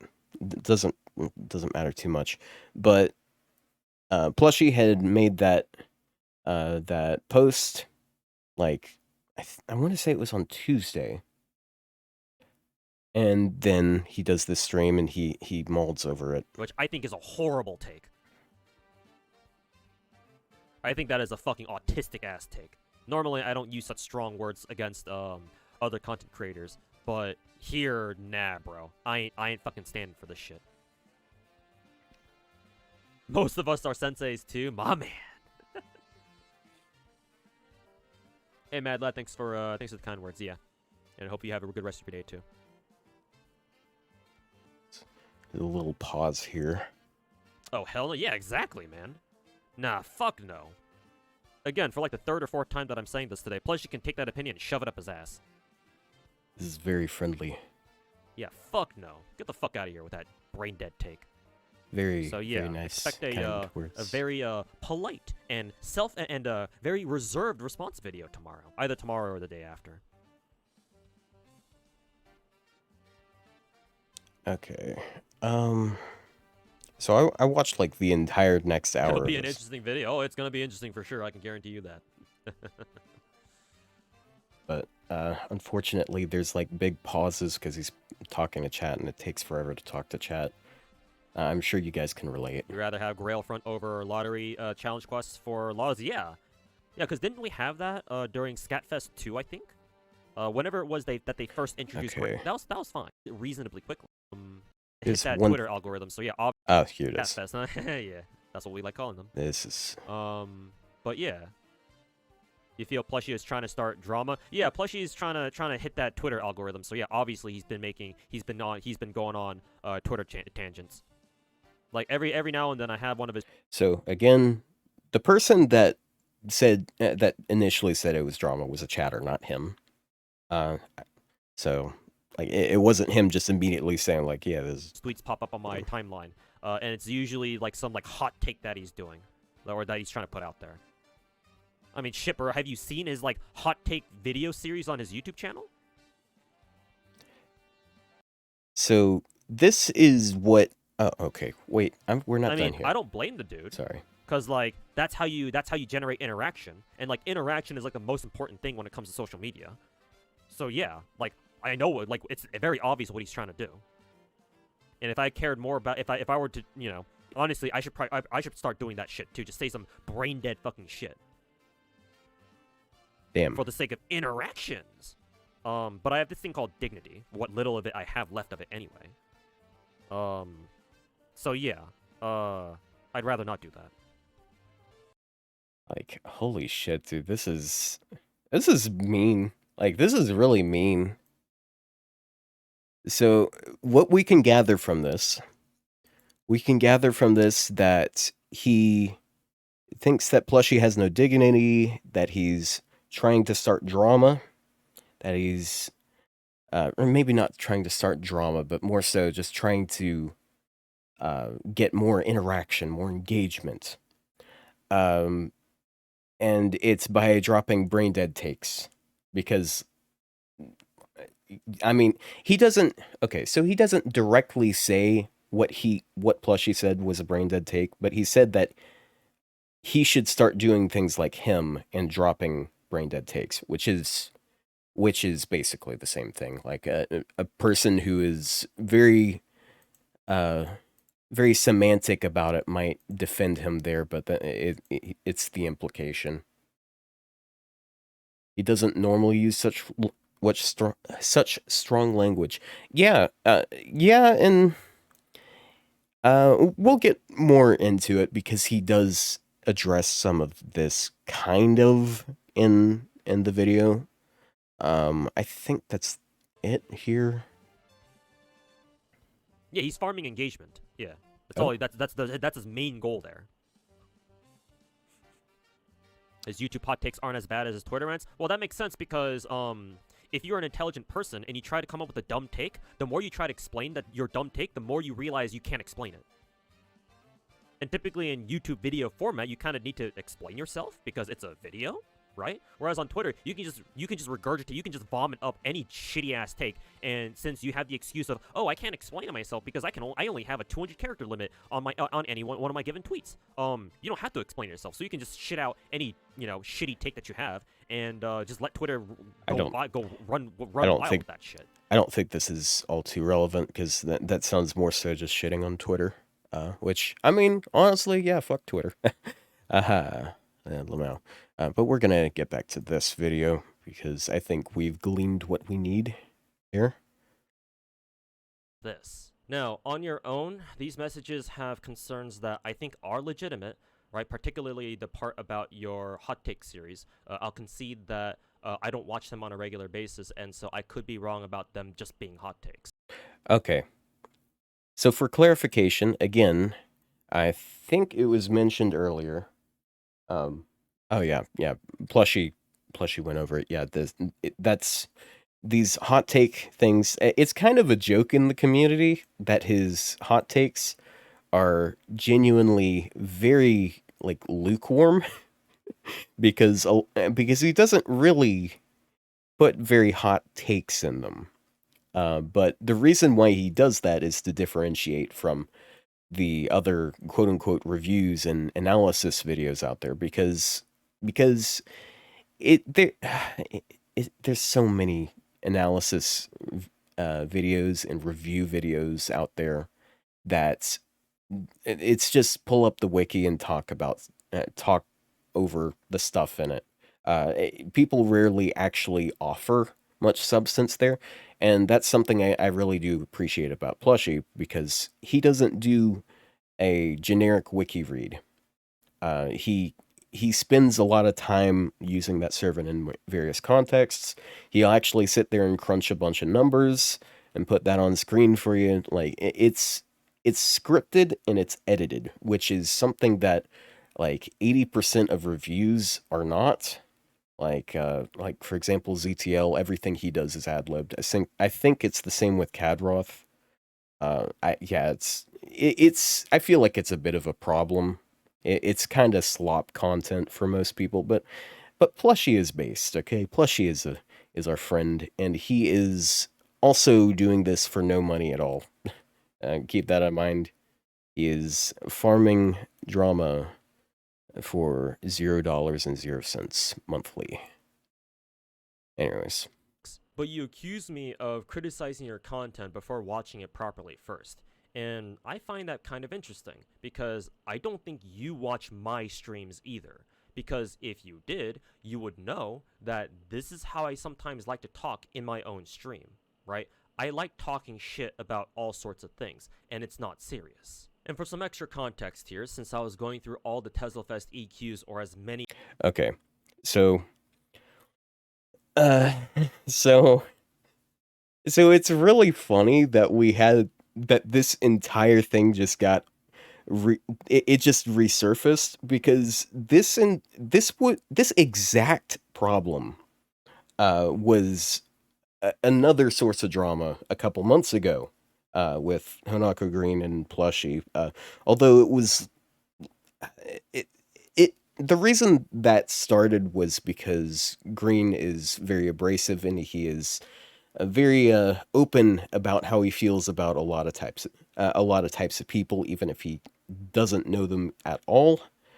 And and he did not know that other people were listening, basically. But that's kind of a like if you've been on the internet for a while, if you're a content creator that's had like over 50,000 subs for like 4+ years, you should know that you aren't in a corner whispering to your friends when you're on stream. Like this guy regularly has over 100 viewers, all right? Okay, but we haven't gotten to a certain point of the video. I'm sorry, I'm just jumping all around the place. I even have oh, I'm glad I didn't click a video. I have a bunch of these notes and they're a mess. Shit. Anyways, yeah, the entire idea of just like I'm usually an asshole, okay? You shouldn't take offense to it, or you shouldn't be annoyed by the fact that I'm always an asshole to people. Like, you're just saying that you're an asshole. Like, do you want to be an asshole? Do you want people to just not go near you and stay away from you because everyone knows you're an asshole? Do you want everyone to know this? Like, why? Like, why? Why are you making this excuse? Hi, Frostwolf. It's just like I don't understand that. Like people want to be able to say whatever the hell they want, but they also want to not they want it to not have any negative impact on people. And it's how words work. Like words have meaning, whether or not you're using them for that meaning and exactly, like there's intent behind it, basically. Um, but anyways, them as I could in only 2 days. Again, I mentioned earlier that I managed to knock out almost all of them except for 2 of them in just 2 streams. I wasn't having much fun. It was rough. And guess what? Talking shit about FGO was one of my coping mechanisms while I was going through them. so we're supposed to feel sorry for him because, as he even said it earlier, that it's smart to not wait until the very end and do all the quests at once. And yet he did anyways, and now he's using it as an excuse. So his excuse is something that's still his fault. So he's being an asshole. So first off, he's okay. So first off, he's normally an asshole, and that excuses him. Then second off, uh, he he put himself in a situation where is upset and negative, which also justifies him being an asshole. Like he's making so many excuses here. Like, why do you want to be an asshole? And mind you, I don't just trash talk FGO. I can trash talk my other gotcha games too if I feel like it, and I have. So yeah, naturally, even before your tweet got brought up to me, I was talking mad shit about the game, the bullshit nature of the EQs and all that. So when it did get brought up, naturally, I started talking shit about it and you too. Well, specifically your content. Again, it wasn't serious, it just sounded like it was because I was playing through all the EQs at the time, and so there was definitely some salt in there from. So shit talking him and his content, and also he admitted earlier that he doesn't watch his content, didn't he? Or has he not yet? I think he already admitted it. Yeah, but like he's shit talking his content without even knowing anything about his content. Like, is a person not allowed to be offended by that? Is a person not allowed to defend themselves when a, someone else who has a pretty notable following is saying bad things about their content and misrepresenting them? Like, like what standard do we want to set here? from me having to reset some runs from bad RNG and stuff like that. So hey Plushy, I just want to ask you, can you watch my streams first too, so that you know that this is how I can be sometimes? So I got a banger line that I wrote out here. Hold on a second. I was really proud of this line I wrote. I'm not gonna read most of these notes, but uh, Let's see.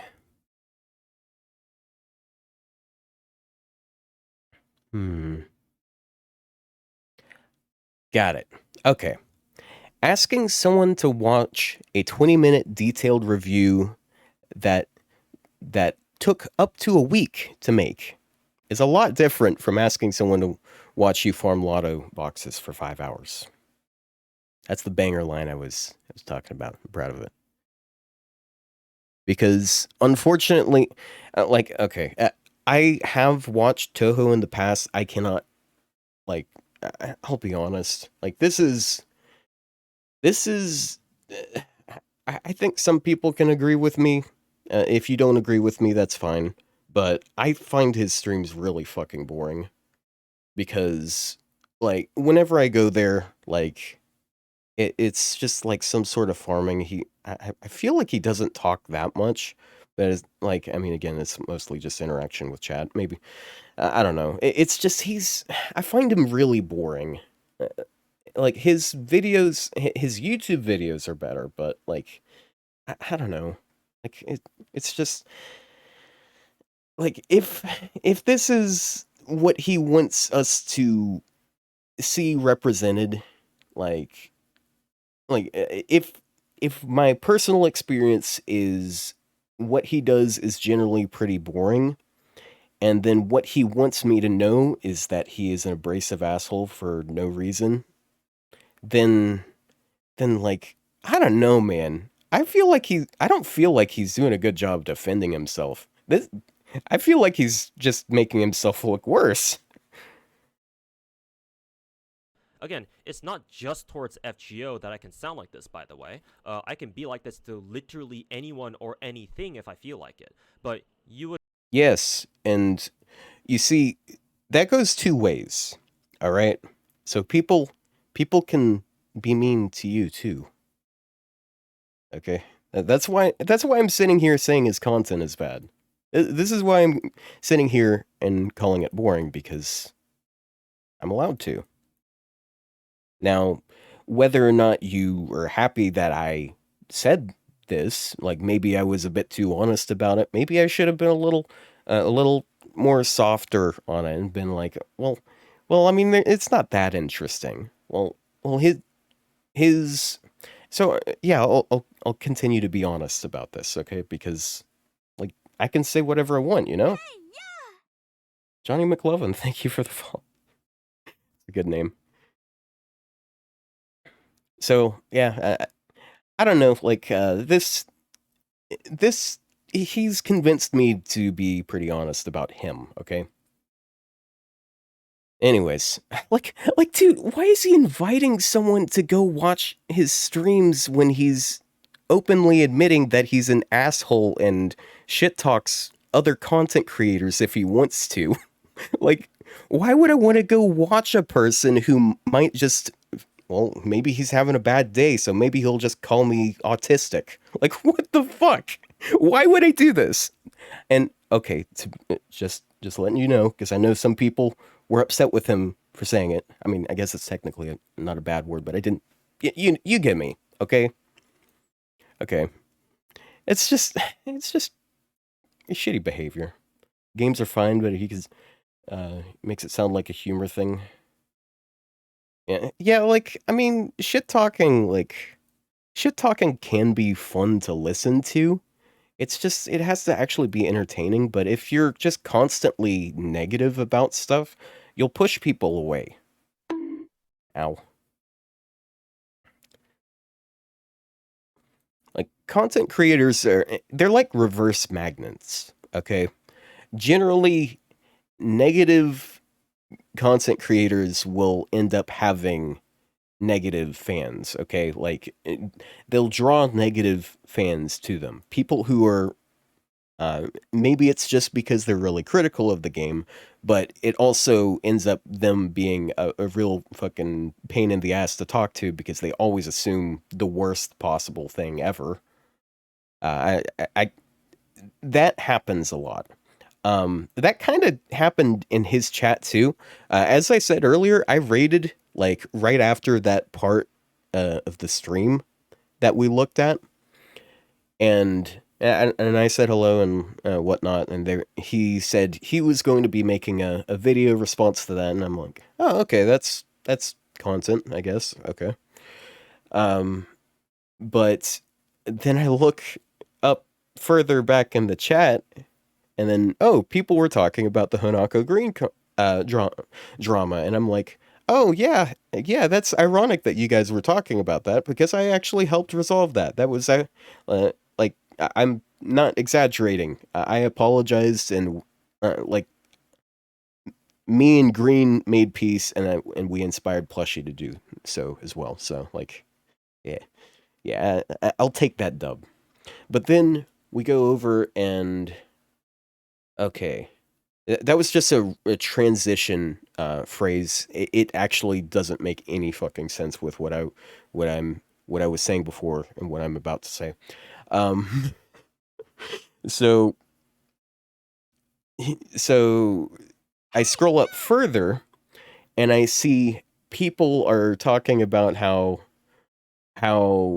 Plushy is kind of a piece of shit and stuff, and just spreading some misinformation about him, about like very poorly explaining the drama.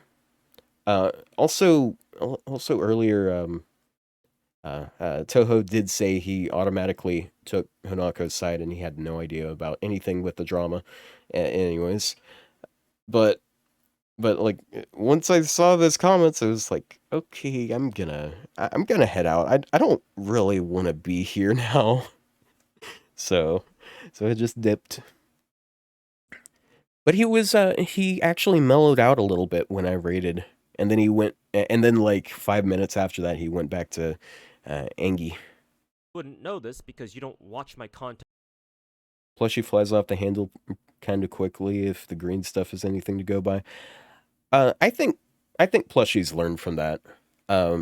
Because he was really aggressive, and he did assist in starting that. Like he kind of aggressed with the first one because he went over onto Green's video and was like saying, "Hey, shut the fuck up" and stuff. So it kind of I kind of want to say it was started by Plushie, but it was started by Plushie hitting hitting his limit of the bullshit from Green. So I'd say there's he was annoyed by the conduct of another person. So it's really just up to your own interpretation who's to blame, because like you can argue either way. Um, but yeah, he was actually, I think Plushie's been very fair and kind throughout this entire situation. Okay, so who's ready to see a gotcha gamer mauled? Either. So, don't feel special, just because I so happen to have a reason to talk shit about you and your content this time. And speaking of content, by the way, I want to point out that if your hot take series really isn't just, a couple of simple hot takes and actually have in-depth servant testing, why the fuck did you decide to name it something like hot takes? Right? Why not something more to the point like, I don't know, like complete analysis, my analysis of so and so servant on FGO JP, I don't know, Toho. Why did you name your wiki read video an analysis? Like, that's not too honest either. right? I don't feel the need to name my own servant how to series something like hot takes, so why should you? I could also roast your ass for using this fucking self victimizing language. Self-victimizing language. Oh boy.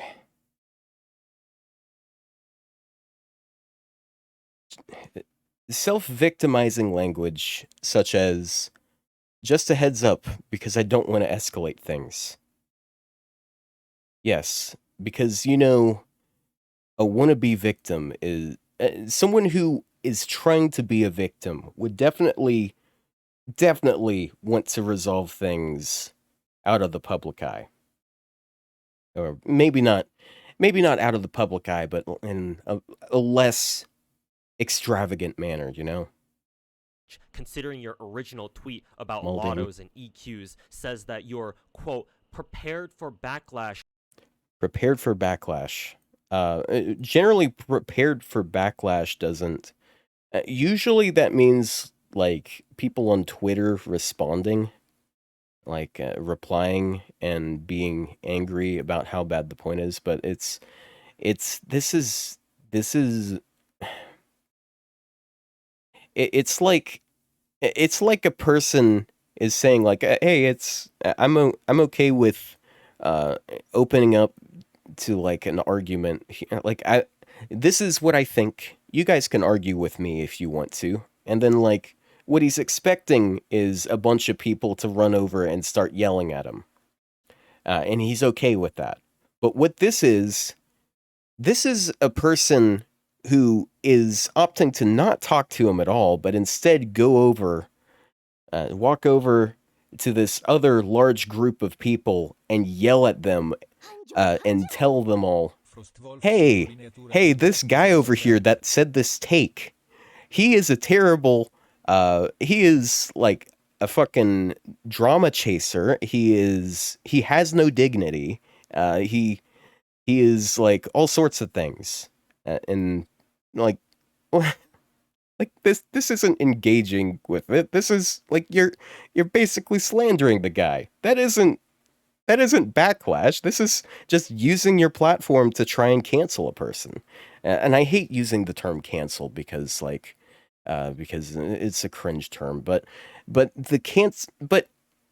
he's done this in the past. He's tried to do this in the past because we know for a fucking fact that Razor did not get canceled. No matter how much he wanted it to happen. Don't worry, end quote, which I guess you must have not been quite as prepared for if you're reacting like this, huh?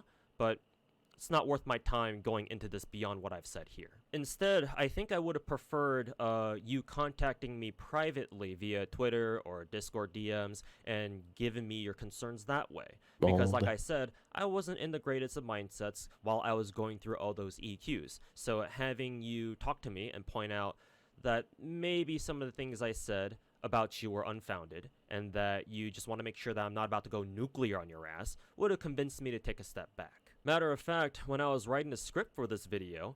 Oh, dude, listen to this. Listen to this theater kid fucking tone he's taking. So smug, it's like dude, watch less anime. I wasn't planning on trashing your content or deliberately stirring up drama. I just wanted to give my take on your tweet, saying that no, with how TeslaFest handled their EQs, I don't think that lotteries and EQs should be together anymore if that's how they're gonna be from now on. And here's the thing, you know that I'm capable of this conversation because we had a conversation like this back last year when I made my video responding to your hot take about how you said you should roll for Coin Light over Oberon, and I took the opposite stance of saying that you should roll Oberon over Coin Light. But I guess it turns out that it's not just legitimate discourse that you care about responding to, but even something as small and insignificant as me talking shit about your content in my own stream. Yes.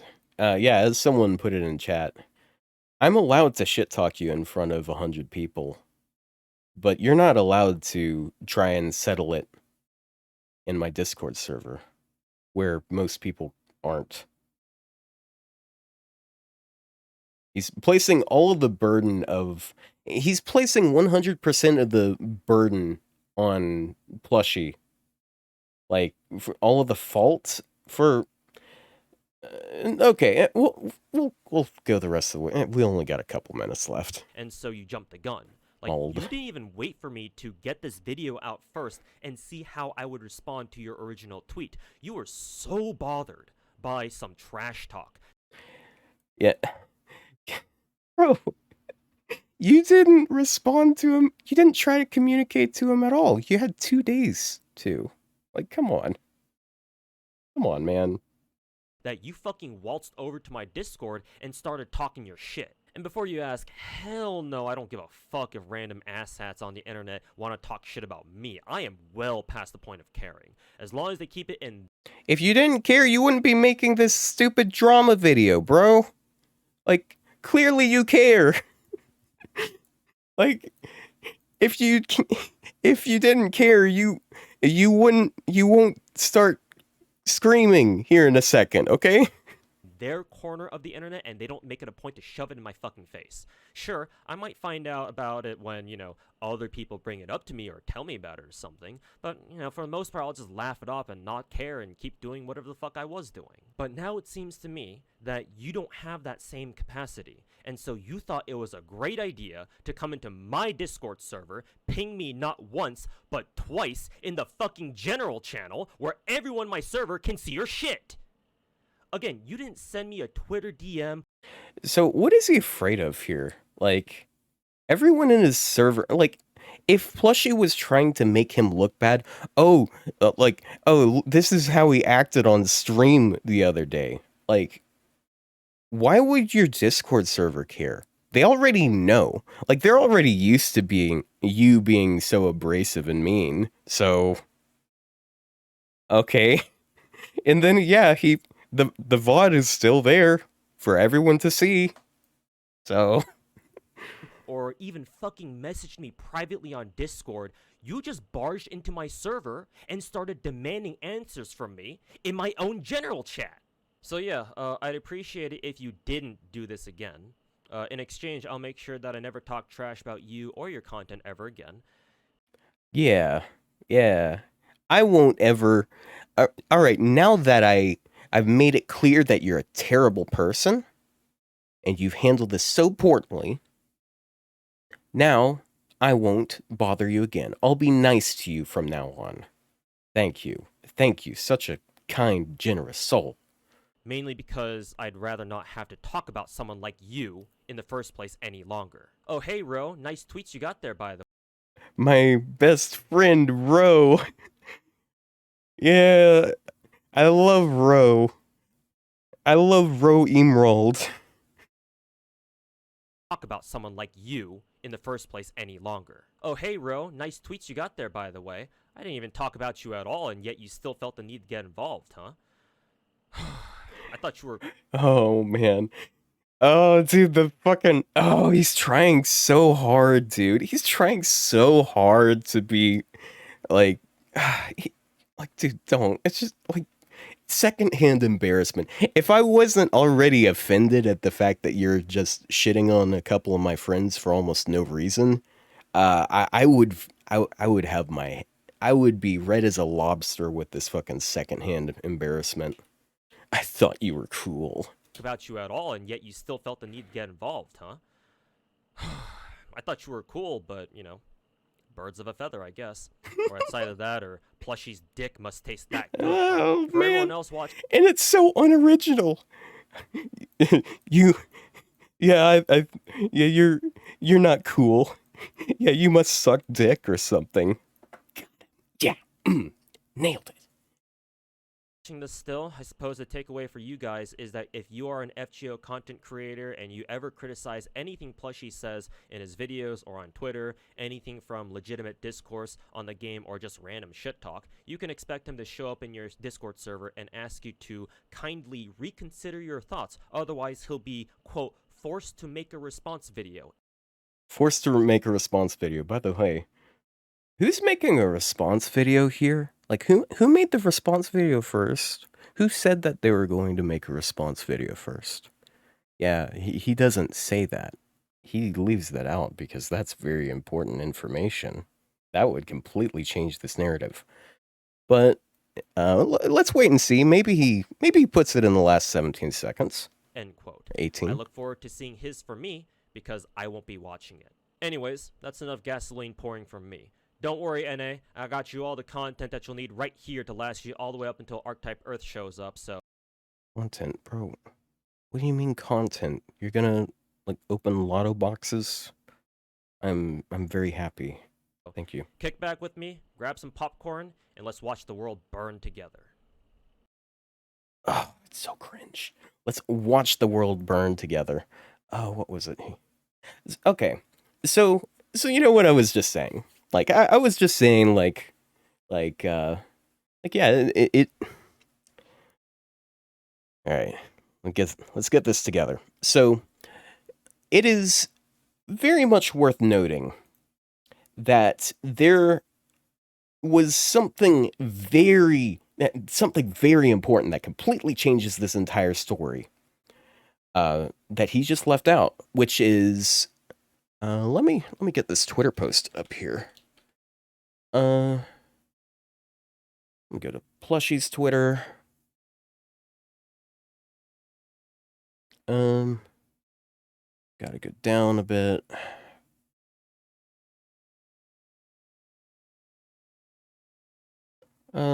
So there's a. Oh, where is it?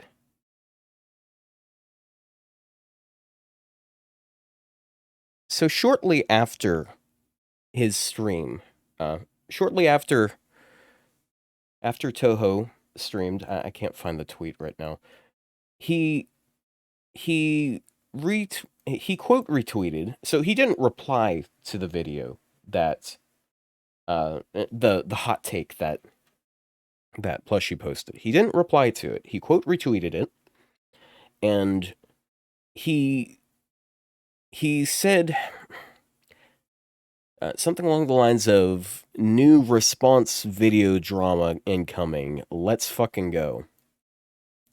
So he announced that he was going to make a drama video, a response video.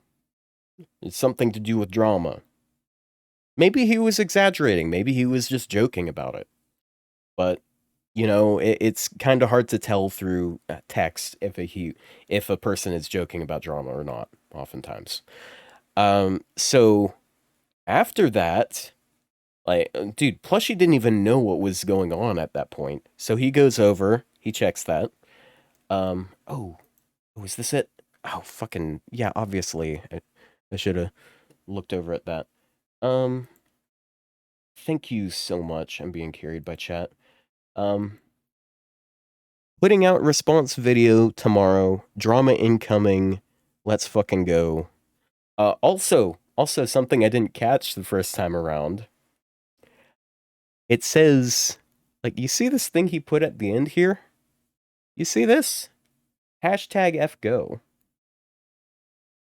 So, I don't know if everyone here uses Twitter, but usually when you put a hashtag on something, like hashtag FGO, for example, it's because you want a lot of people to see it. You want everyone in the FGO community to see it. Because if you look up FGO, then that's more likely to show up. Wow. So that sounds like he wanted people to know about this. So obviously this surely this was posted like before the message that he sent, right? So this was sent at 6:33 p.m. Um Whereas if I recall correctly, on the same day, like when he posted when he went in when Plushie went in his Discord server and told them and like he pinged them and he was like, "Hey, can we settle this privately?" Basically, I don't want to escalate this. That was 5 hours after that quote retweet. So this entire narrative that Plushie was trying to aggress and like, oh, I'm gonna make a response video over this, dude. What is he gonna like? He's not saying he's going to make a response video to what you said on stream. He's saying he's going to make a response video responding to your response video. Like that that is so that's such a massive difference there. Like that completely changes um that completely changes the story. Because clearly Toho already had plans of putting this out in front of everyone because he said hashtag FGO. He did that before Blushy even knew anything about it. Yeah. So what was he hoping to attain out of this? What was he hoping out of this? Um Drama, I guess. Like I feel like this was a bit of projection there, going on and on about about Plushie like trying to go for engagement and stuff, and y- you know, you know, I'm he's okay. So I'm generally a nicer person, but Toho has given us all a pass to be openly critical of people on stream. And like, I mean, I guess to be fair, if he takes offense to what I say on stream, he is welcome to go into my server and ping me in general. Uh, but don't worry, I won't get super duper mad about it if he does. But this is look, Toho. This like I know you're struggling a lot. Your channel is fucking dying. I am not even joking when I say that ZTL gets a lot more views than you do. This is not the fucking way to do it, bro. This is like if you want to live off of this shit, don't just keep your MiHoYo drama baiting ass out of here. Like this guy, he went on some podcast episode with Tectone apparently, and Tectone is for those who don't know, he's a bit of a controversial figure in like Genshin and such. So I'm assuming he's just like assume he's just so used to Genshin and Honkai type stuff, like that drama, that he thinks he can just bring it over to the FGO community, and he thinks that it'll be fine.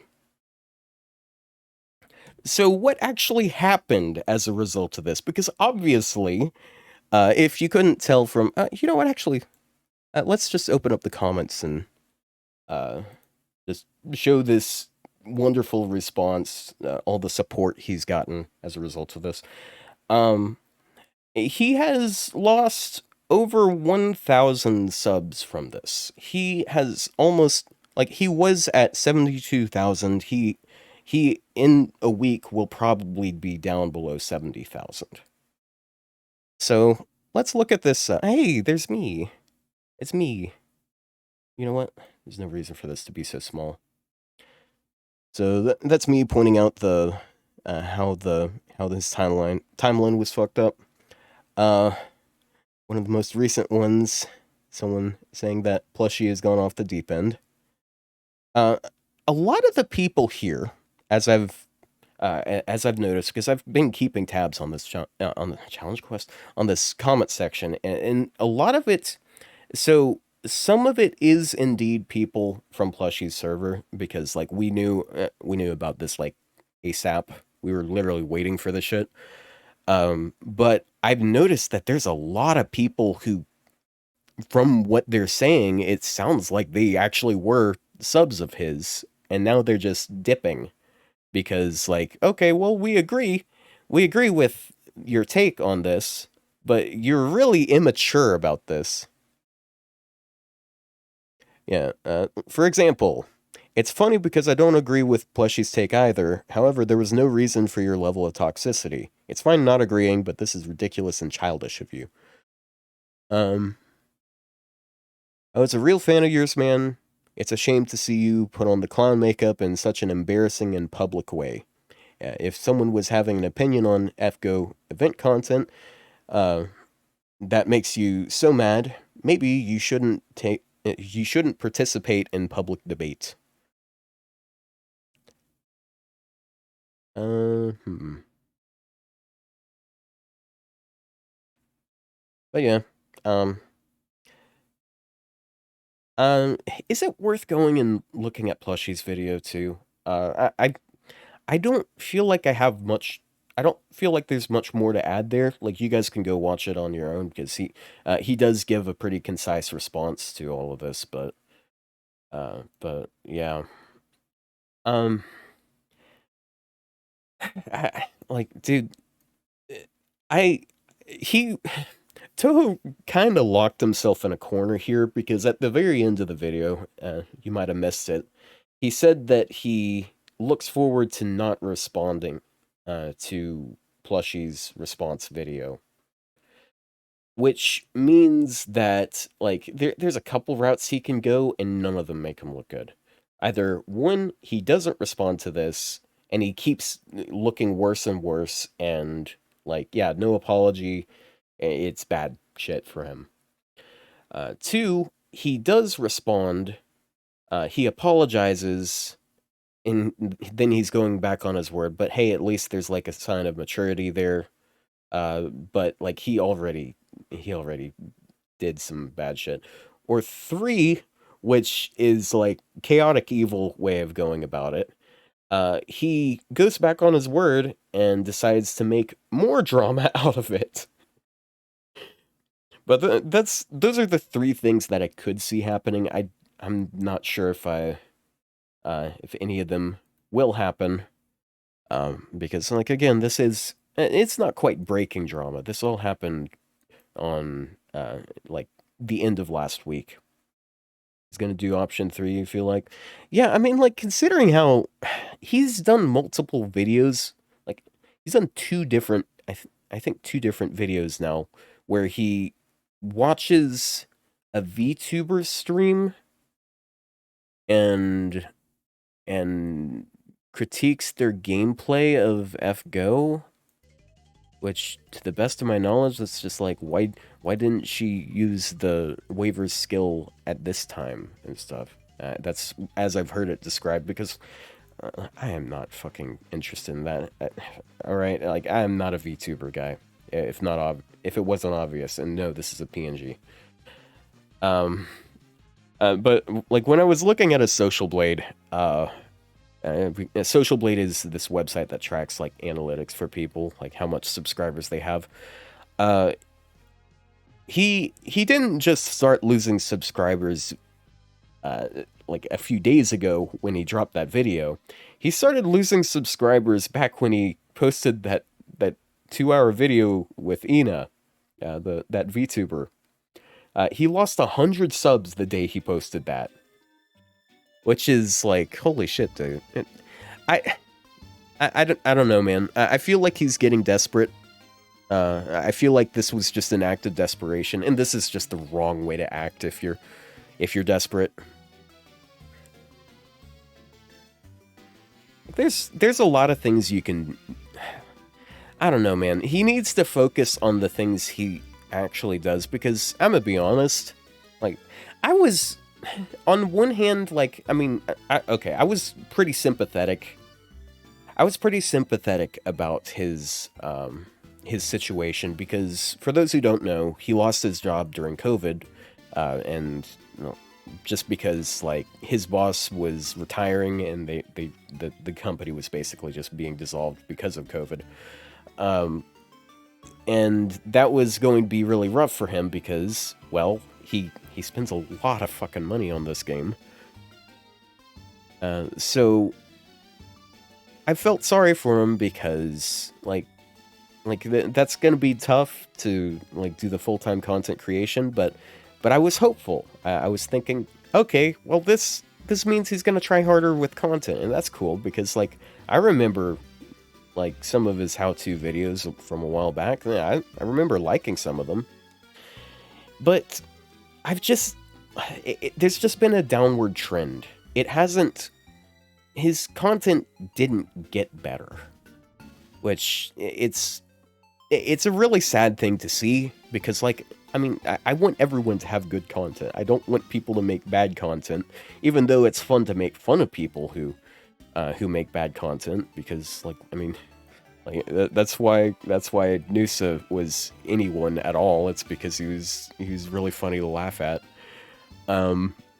It's like he needs to figure out what he does good and do it better.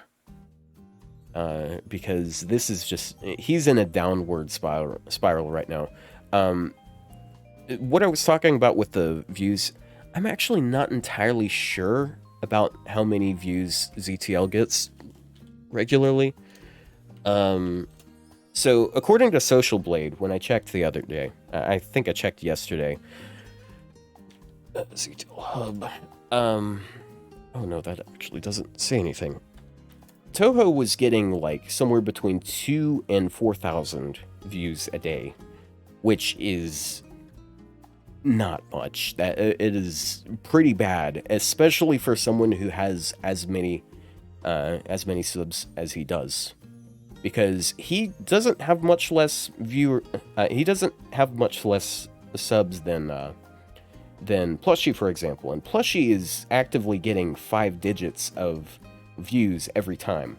Okay, so I just checked, and ZTL, by the looks of things, he regularly has at least double the views daily. Like, dude, we love clowning on ZTL, but like he's doing it better than Toho right now, which is, it's just sad to see, because Toho was like one of the big content creators a while back, but now he's not really. He's just fallen off really hard, and like I want to see him get better and do better content. But if he is willing to go so low as to make drama out of nothing by attacking another YouTuber that's larger than him, like this is how you kill your viewership. Just a VOD mill. I feel like that's a description of plenty of FGO tubers these days. Yeah, but yeah, that's the most of the drama, I would say. If you got any questions, just toss them out, I guess. He's still one of the OGs, yeah. I'm gonna be honest, dude. These days, I don't. Okay, it's something I've kind of noticed over time. Like, maybe it's just me inflating my ego a little too far. Man, I'm taking so long just building this team for no reason. Maybe it's just my own ego, but the further I go on, like the FGO tubers that I used to look at and be like, damn, this person's great at the game. I have so much to learn from them. Maybe it's just because I don't have as much to learn from them, but I feel like they're not as good at the game as they give the impression of. I just don't want to be. I don't want to be too specific about it, because like okay, yeah, Toho, yeah, we can go back over there. Like, as prior stated, if he wants to, if he is upset about, okay, yeah. If he's upset about it, he can join my Discord server and ping me in general. But I don't feel like he's as good at the game as I thought he was. Like, the fact that he always, Lizardoni, thank you for the follow. The fact that he's always relying on the exact same team, like, I feel like that kind of says something about your ability to team build.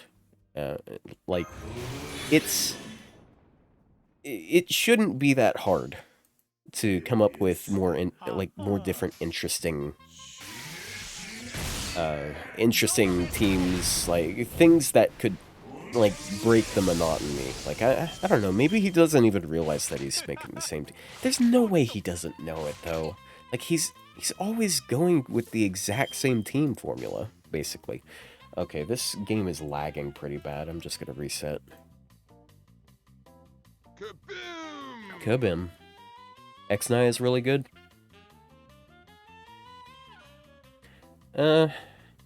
Personally, I'm not a fan of X9, but it's more so just because I don't like his position, which, it's something, like, it's a position that a lot of people, like, a lot of communities have as far as content creators go, which is just like the guy that posts things first, generally. I don't think his content is anything unique in basically any way other than like, it's the first thing up, generally.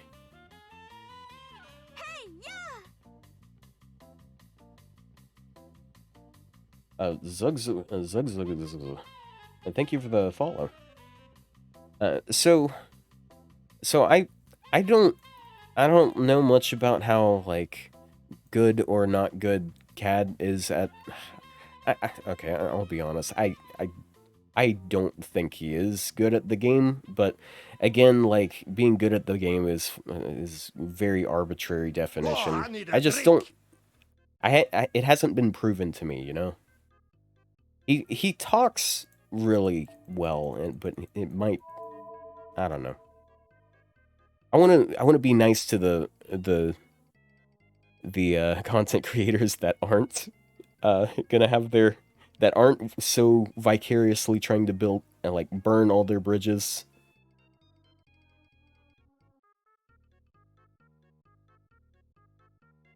I don't know. It's just like a lot of streamers, from what I've seen, like they don't really adventure much with the types of comps they make, and that it kind of annoys me.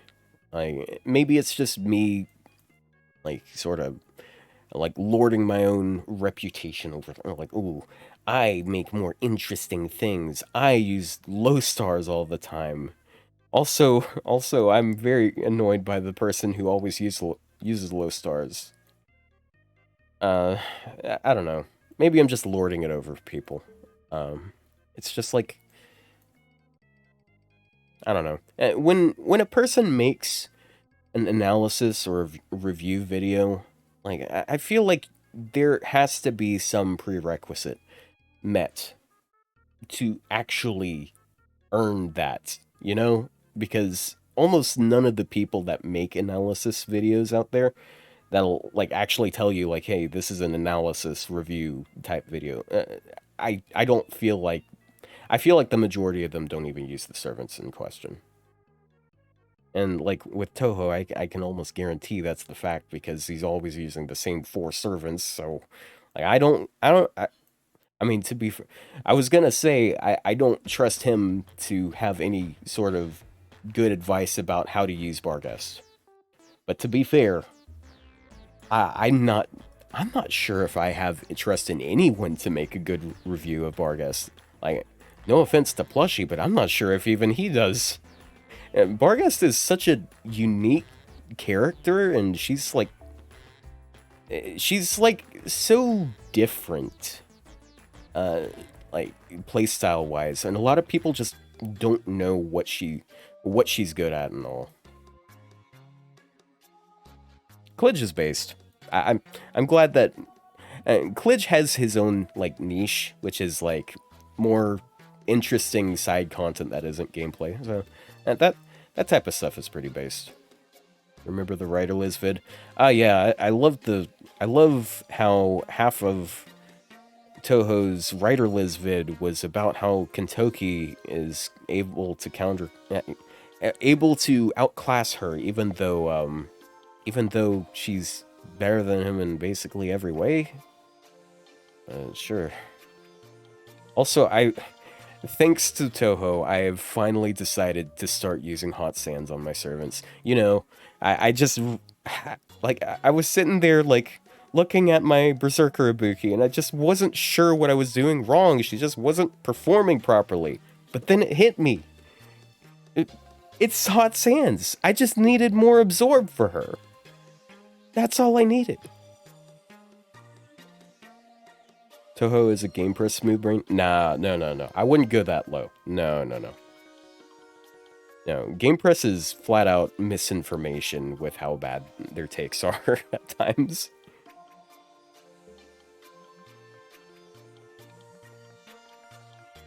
He's objectively not good at the game. Dude, when we had him on the podcast, like, I was like looking through his channel just for things I could ask him about. And I saw like, and I went down in his playlists and I was like, oh, there's this playlist with only one video on it. And it's like a 1-minute review of Ibuki. And I'm like, this is a perfect thing to ask him about. And when I asked him about it, he was really confused because apparently that was an unlisted video. And it just happened to be on a playlist he forgot was there. So I got him to private it by accident. And one of these days we might be able to get Klidge back on the podcast. Like, he was our first non-Ro guest. And he was a lot of fun. I feel like we had some good synergy.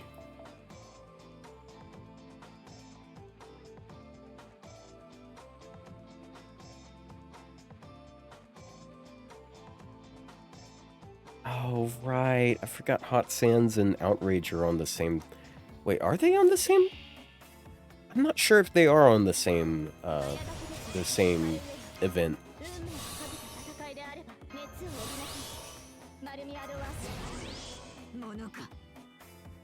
Wait, is the game a bit loud? I'm just noticing now, it looked like it was kind of loud. Oh, by the way, guys, I committed, and I got Marie to NP5, and I still can't get her above 80.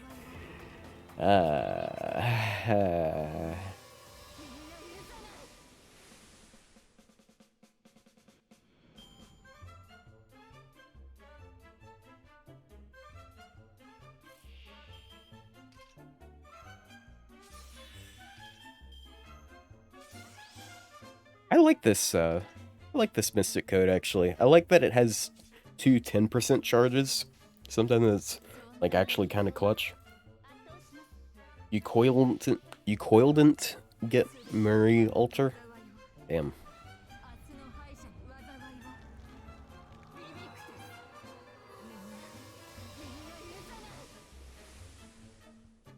Anyways, I hope you guys enjoyed as I dumpstered on low-hanging fruit content creator, and also just threw some shade at some other content creators for no reason at all, other than to stoke my own ego. Probably. What do I think of Mist? I think Mist has proven that he knows more about the game than most content creators. It's cause like I mean I've like I'm not yeah. I think so. Generally, when I judge like whether or not a person's really like actually good at the game, I usually want to like look at their gameplay first, like the types of decisions they'll make. However, there are like if I can actually sit there and talk with them a lot about it, then I can actually get an estimate. And that way, instead. But I don't really watch Mist's content at all. Sorry. As a matter of fact, I have spent more time helping produce his content in the like ever. No, in the last year, than I have watched his content in the last year. I was thinking like ever, but on second thought, I've actually watched his tier lists multiple times in the past, so it's not quite right. What's my opinion on Fino? Fino is based. Even like okay, so one thing I really appreciate about him, I don't agree with his reviews a lot of the time, but I do really respect the fact that he actually scripts his shit, because there's plenty of content creators out there that love making these quote unquote analyses that don't even that they ad lib. It's just like I there is no analysis there. You're just bullshitting at that point. Oh yeah, I did this wrong. Actually, I get to save. Yeah, I got 230% now. Yeah, and also Fino, like, even if he didn't make videos, Fino is a really fucking funny guy.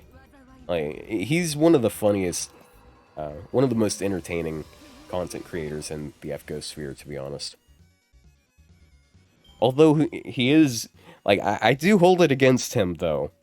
That one time, we were doing that thing where it was like, you have the best of a certain servant, a random servant, and you'll get that crown, like the most highly invested, But I was sitting there and like I got, you can, okay, I gotta slow down and like I'm just like fucking up myself here. So there was this game he was doing where he would draw a random number that corresponds to a servant, and then he would ask people in chat like, okay, do you have this servant? And like whoever had the strongest one would win a crown for it, and their name would be on screen with that character. You also have the option of paying points to reclaim to claim a crown, assuming like the one that's on screen is weaker than the one you have now. And bro, there were two different points of time where I did the claim a crown command, and this motherfucker, Fino, goes out of his way to enhance his servant just so I don't get the crown. He did that with Karitsugu, which, to be fair, I only had him 10, 10, 10 in P5, so like him leveling the pins that wasn't that big of a deal. But then I try to claim the Lancer Raiko crown because I noticed that his does not have gold foes, but mine does. Kombawa. Hello. Thank you for the follow. So he doesn't have any gold foes, so instead he does this son of a bitch uses a Grail on her and levels her to 101 and keeps the crown because I wasn't willing to do the same thing. I could have. I heavily considered it. Like I could have leveled her mine to 101 as well, but he had like 10 Grails, so there was no way I could keep up with that. Did he faux pas? No. I mean he's got too many servants to do that for. Like he's grailing all of the Raida servants. As it stands, I'm not sure if maybe. No way I'm in the lead. No way I'm in the lead. Okay. So I got 1, 2, 3, 4, 5 on this account. Then I got one more on my NA account. I have Saber Ibuki grilled on there as well, but I'm not counting her twice. Is Fino the other Raida guy? No, I'm the other Raida guy. Fino is the Raida guy.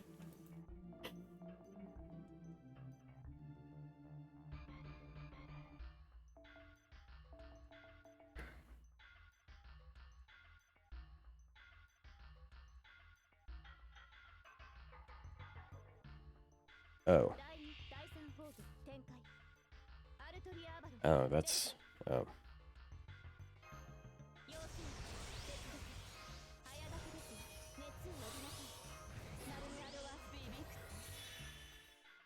Oh yeah, that was like one of the worst things about that that stream. So one of the prerequisites to even qualify, you had to have Scotty, you had to have Oberon, you had to have Castoria, and you had to have Vitch, and you had to put them all on the front support list. They all had to be 10, 10, 10, and you just put some sort of boost CEs on them. If you didn't have that, then that wasn't, you weren't getting that. And I think the reason why is because like he was basically picking up friends, like he was taking friend requests.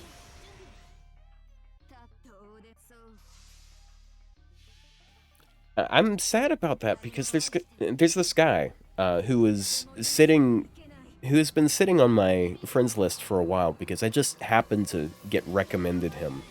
But he has a 120 shooting. Absolutely completely maxed. Like all 3 of pins maxed.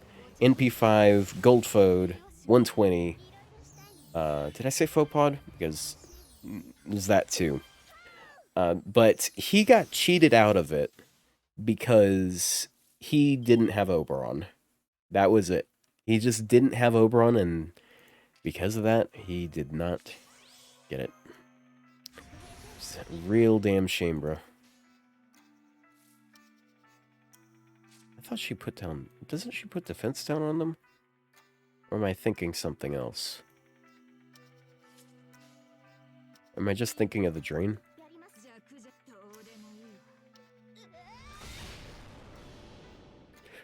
Or am I thinking of Tonaliko's stupid NP? This Tonaliko has like 8 effects on her NP for no reason.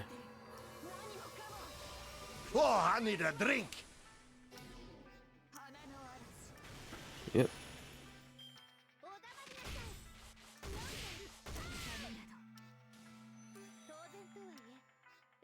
Jesus Christ, woman. She really tried to take her as she went. Ugh.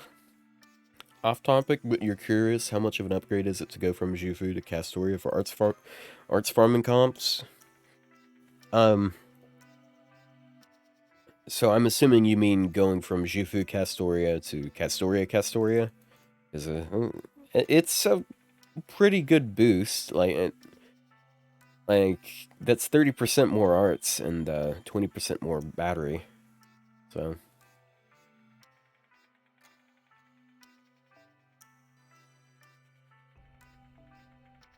oh, and I unlock another one. Man, we just had a crazy weekend, Doug.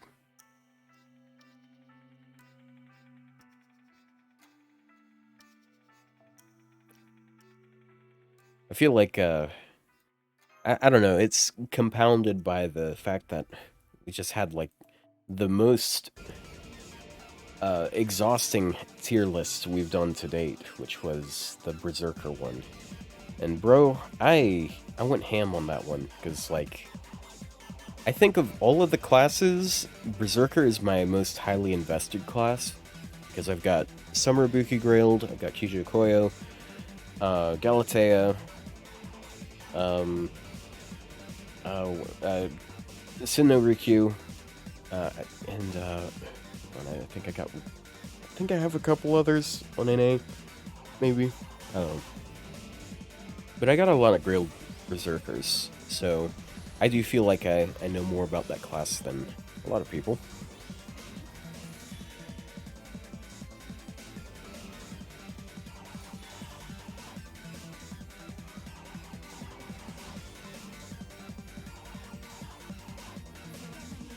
I will say, Castoria is definitely not necessary all of the time. Like, for example, like Summer Ibuki. Like, if you have your own Summer Ibuki, you don't really need your own Castoria. But conversely, if you have your own Castoria, you don't need your own Summer Ibuki. And that's a point I forgot about that it might have been good to bring up. I'm not sure exactly. I need to go. I need to switch to Black Grail or something. Need to hear.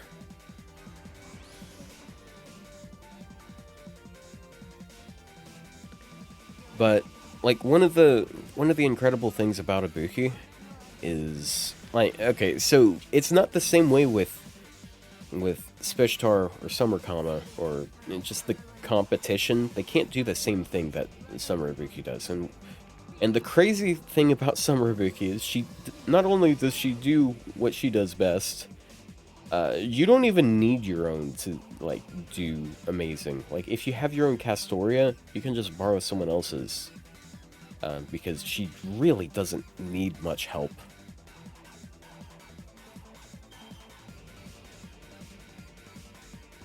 Gotta use Summer Chloe, bro. One of the funniest comments I've seen in like one of the funniest comments on that tier list was let me bring it up and just read it out for you guys. It was a great comment.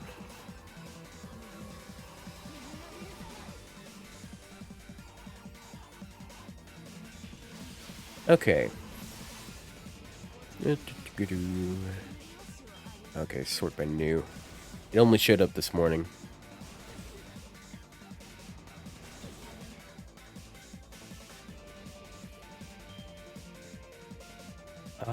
I posted it in Blushy's server. It's really funny.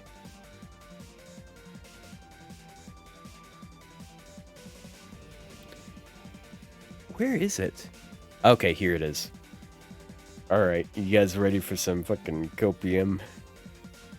Alright, so, and I quote, I would put Morgan in EX plus tier between Summer Ibuki and Summer Castoria. My reasoning being that she can Black Grail loop and that she's a core member of the Immortal team, plus she crits like a nuke. She's also Buster, so her damage is naturally high. Like, what? Like, what?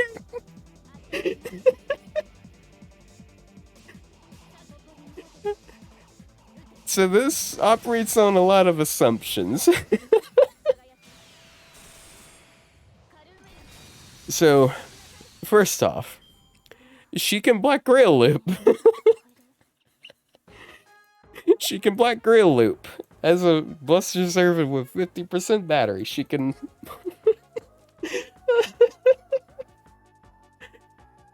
So this is one of the... Yeah, that's how you know he's a real Morgan fan, because Morgan, like the most dedicated Morgan fans were desperately cradling their Summer Chloes because that was the only way they could get her to 0%. And yeah, dude, I love Black Grailing with my Morgan and doing somehow even worse waves 1 and 2 damage, which is already her biggest fucking problem. And then not being, and being only able to 4-slot. Like, I can only put out 3 CEs, and one of them is a support CE, so... See ya, Rocka.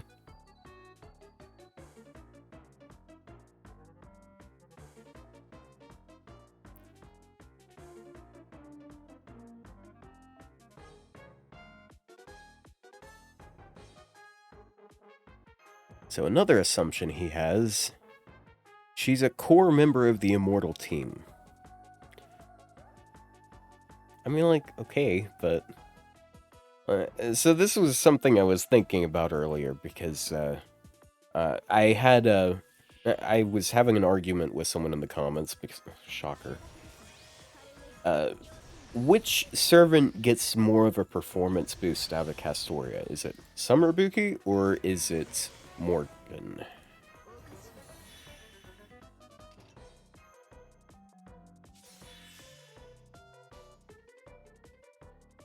Just throwing that question out there. Because there's an argument to be made there, but not really, because... So, the way I look at it is... Castoria gives you a lot of defensive utility. And then you look at Summer Ibuki and Morgan, and Morgan's strength is more so defensive utility, whereas Ibuki is more so offensive utility. So what is better, going hyper defensive or going a mixture of offensive and defensive? Because personally I feel like the Summer Ibuki is just gonna be better for it, you know? Because you only need so much survival, you know? So if you're able to... Like, you're gonna go slower with Morgan because she's lower on damage. And on top of that, she's not gonna be NPing as much, so you're gonna be able to go faster with Ibuki because you can loop. And you're not gonna be looping with Morgan.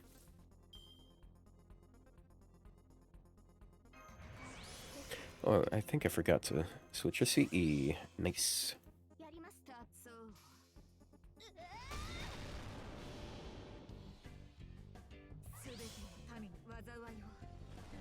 She has good gains with Castoria, so you don't know about that. Yeah, but Summer Ibuki can, like, refund 100% of her NP, potentially. That's kind of like... I don't know how fair it is to say it, but I feel like that's kind of a utility of having an Arts NP. It's the fact that you literally get battery by using your NP.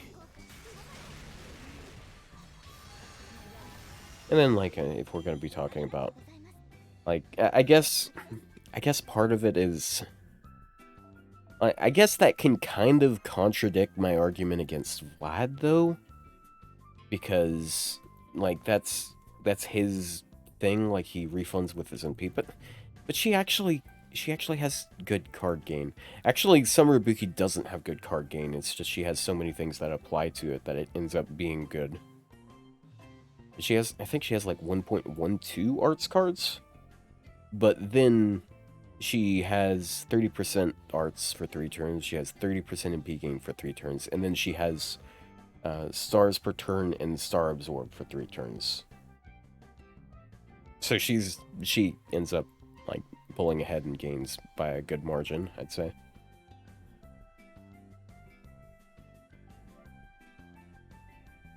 You're looking at both kits and you're honestly debating on skipping Ibuki for Summer Melusine on NA. You should roll for Ibuki. This is not a gameplay suggestion. You should just roll for Ibuki.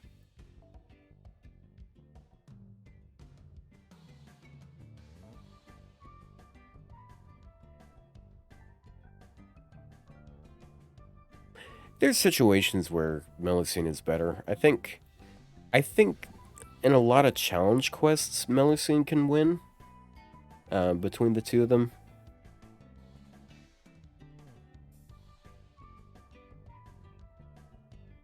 Roll for Constantine, he is Roman and they are not.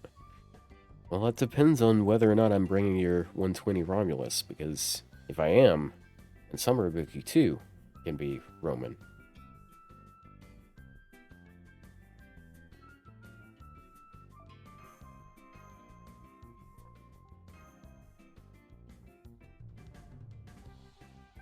Just roll for the Universal Arts Looper, which is more attractive to you.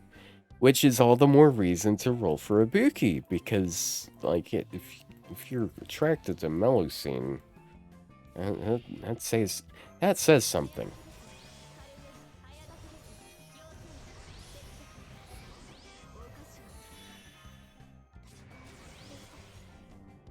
It's Row territory.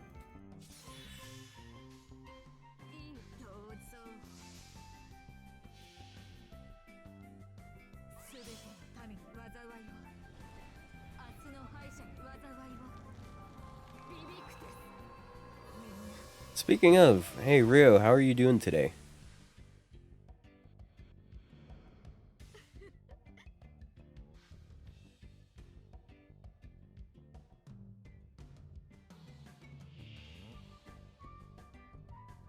Bald ass.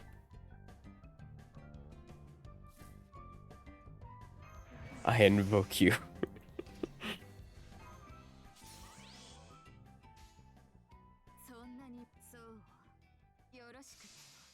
So Plushie, when did you get here?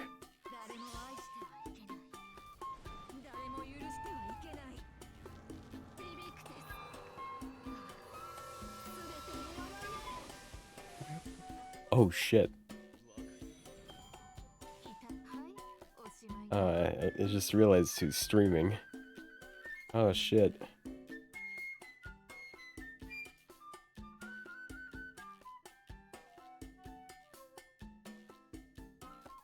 You think he'd go low enough to milk a drama video out of me?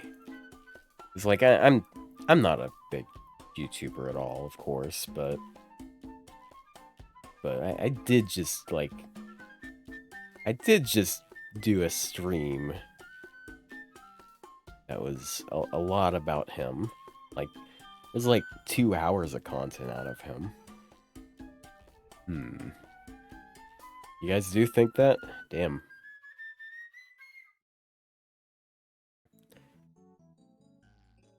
I mean, I guess that's one way he could make it around having to actually address Plushie after saying he wouldn't address Plushie. I'm gonna be honest though, like even if I feel like even if he made some good points against me and all, I don't know if there's enough people who who are still standing for him, you know?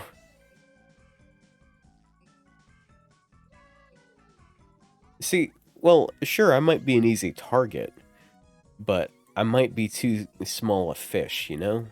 Like, even if I'm an easy fish to catch, am I worth the meal? Am I worth the bait? Yeah, that was pretty fun. Like, it's pretty fun just chatting and chatting. Yeah, also, I gotta say, man, like, the audacity of a person to sit there and try to be taken seriously, calling out some person while sitting there with five, it's either 5 or 6 VTuber body pillows behind him in frame. Like, the audacity of someone with that little self-awareness.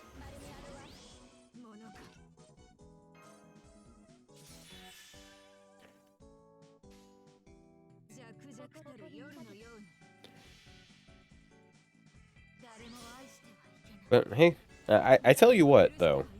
I would be lying if I said I didn't have any body pillows. But I wouldn't be lying if I said that I've never bought a body pillow.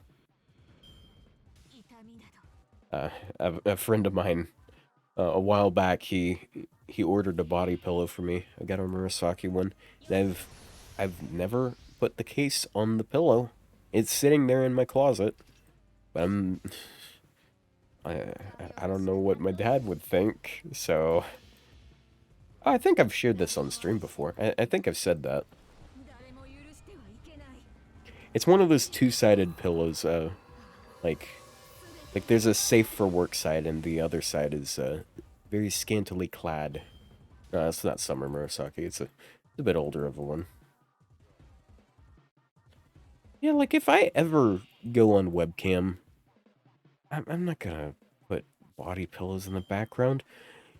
Like, sure, like the Reddit video game reviewers that have like 30,000 games in the background on a shelf, as well as a small Sonic figure. Sure, those guys are cringe, but it's a lot less cringe than body pillows, because body pillows serve no purpose. It's just like it just it's humiliation. Like it's just going to make you look dumb. But like if you have like 30,000 Pokemon cards in the like you can at least resale those. You can resell those maybe.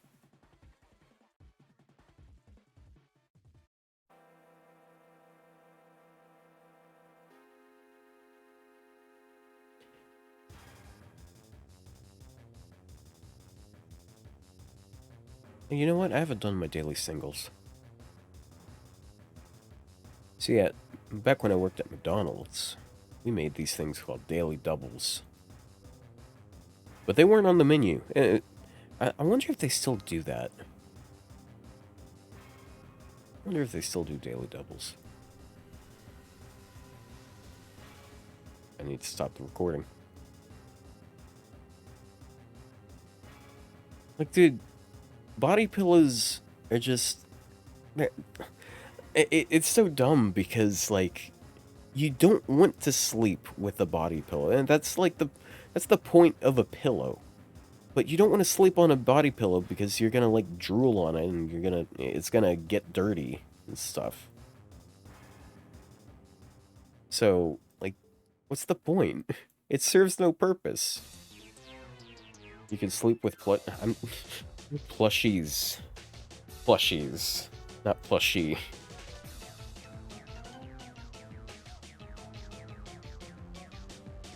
Yeah, I know there's some people that ship us, but...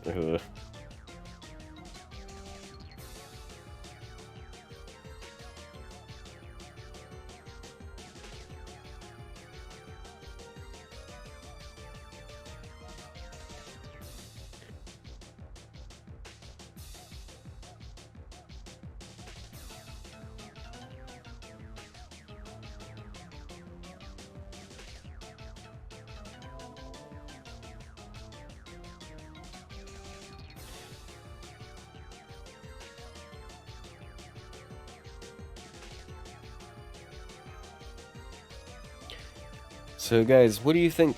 Who do you think the next drama is gonna be? Who's going to be shit talking plushie on stream next?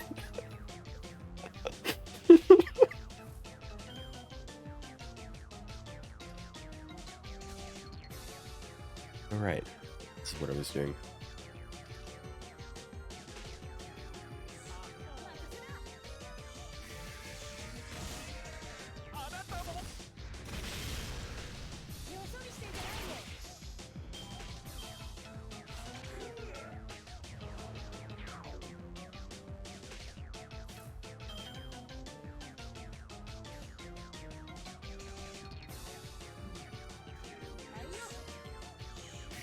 I think Fino's gonna catch a stray hit from someone or something. Nah, I think he's too chill about the stuff. I don't think he would make drama about. So I don't know. Just like after that thing he did with ZTL, like I don't know if he really would go in.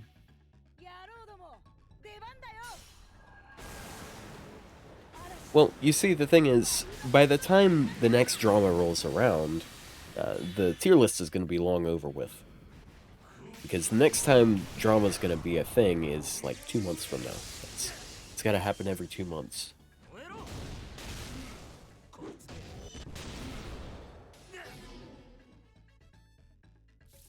Scaredy cat.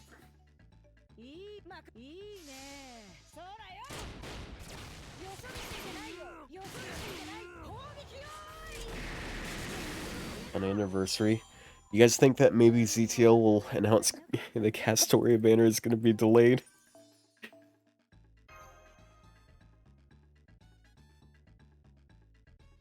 Guys, trust me. Trust me, guys. We're totally going to get the Uku rerun before Anniversary 7.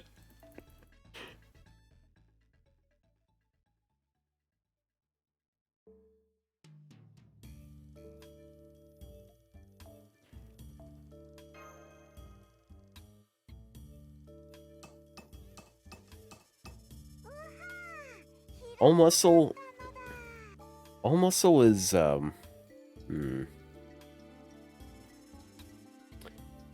I would say that All Muscle is, like, good ending Noosa. Like, he actually makes some content that's decent, and then a lot of it is kind of just slop content, but he's at least a cool guy, unlike Noosa.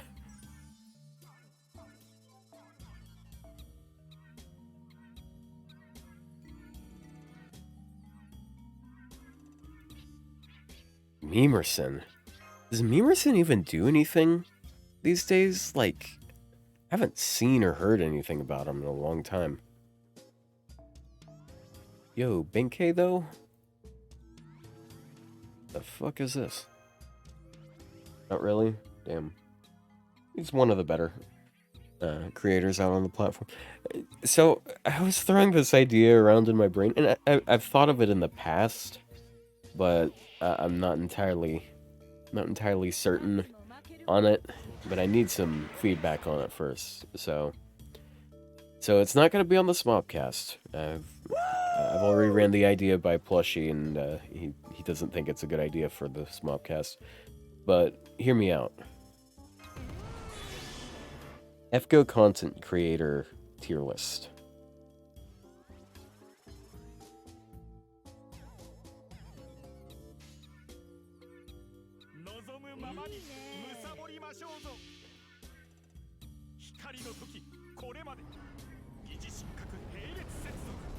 No?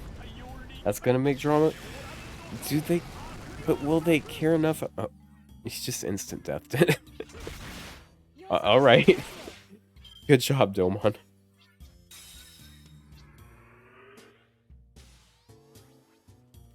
Well, that was really easy. Only if I got permission from said creators. I mean, it's not like I'm using their videos or something. I'm just gonna like talk about them.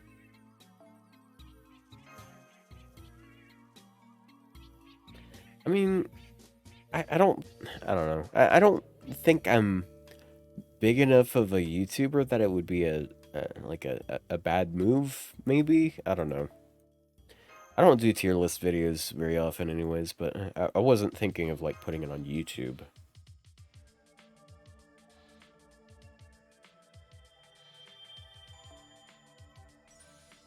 I get more views than Tuhu. Not quite.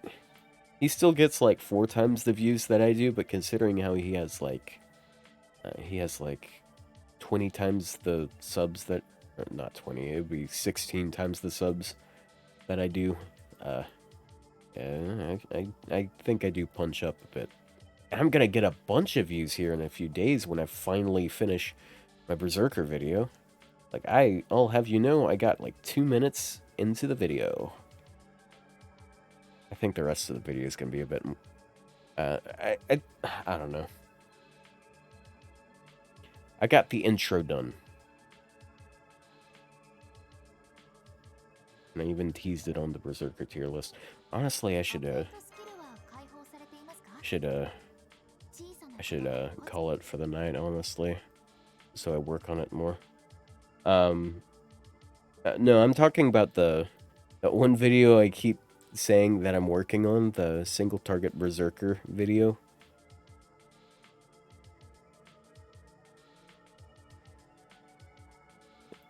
Best waifu is really boring though. That's a really old discussion.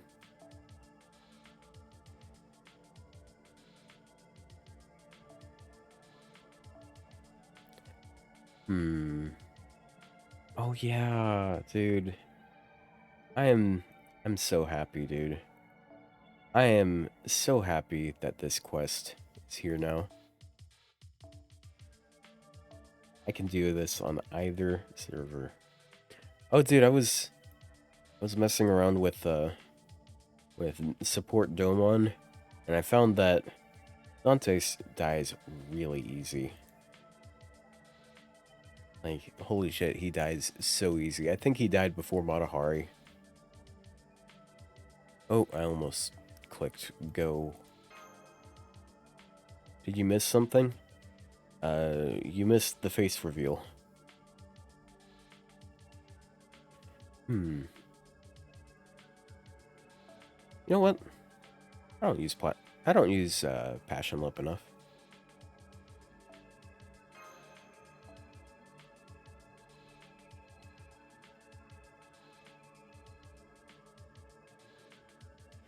Look, I don't have to make more drama. Like, I just have to make good content.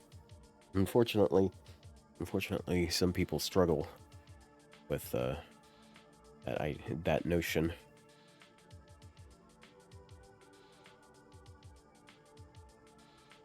Oh yeah, off stream I finished.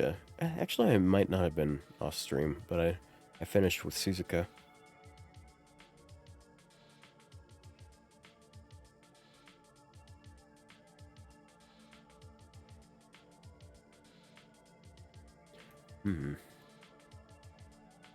I'm using Passion Lip. And mix it up a bit.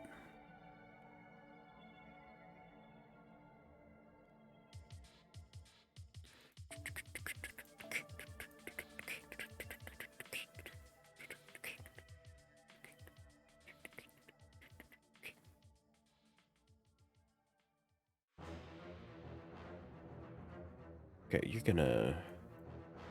you are going to get lambasted. You're going to get, yeah, hopefully not. I like that word, lambast. Or lambast.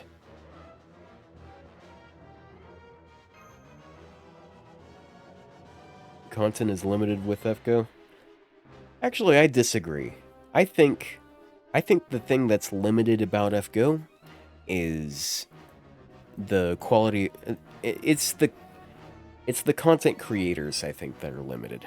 I think people are a little too comfy with producing slop content because, like, it comparatively still gets a decent amount of views. I think that's a bit of a problem. But I think people can do better. It's hard to do better with gameplay content, but I mean, dude, Glitch just made a video about what servants can get pregnant. Like, there is so much potential out there for stuff. That is a video that was made. Sure, it was an April Fool's video, but like, people just need to think of things. Hey, Funny Merkava, thank you for the follow. You know a Twitch streamer that does FGO Nuzlocke? Nuzlocke? Dang. Like, I could imagine that type of thing being some decent long-form content. It just depends on, like, how entertaining the person doing it is. Red-pilled servants tier list?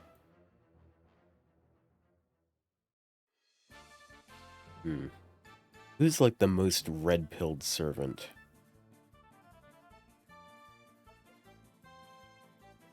Who is the literal Andrew Tate of FGO?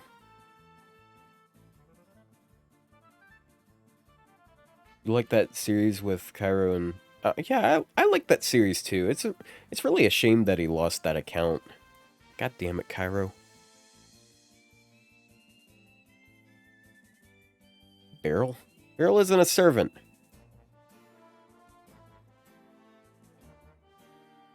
Damage competitions. I don't know, it's kind of hard to do stuff with damage competitions. Honestly, just the idea of collaboration in general. There's not a lot of collaboration between FGO content creators.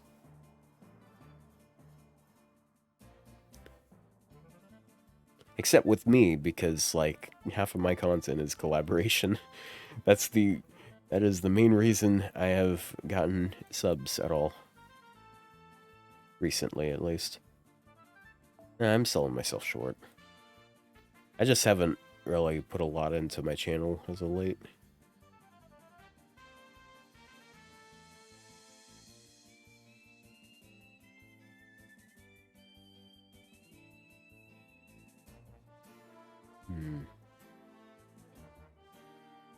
I'm being the GBF. Grand Blue Fantasy? I don't know what GBF is, if that's not Grand Blue Fantasy.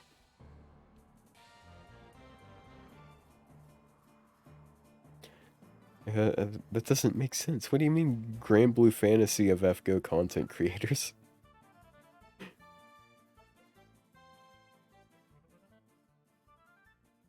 Grand Blue. Yes, my favorite game. It's Grand Blue Fantasy.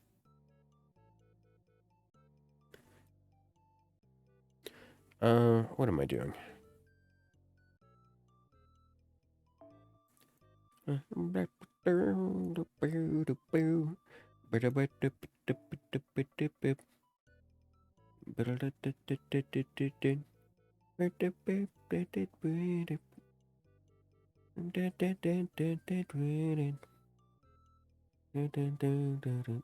Oh, you actually did mean the game. I didn't understand what that, like, how that meant something. Okay, it's because they're collaborations.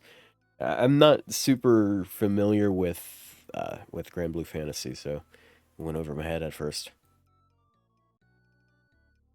Lavia? Pretty lady with a beard? What?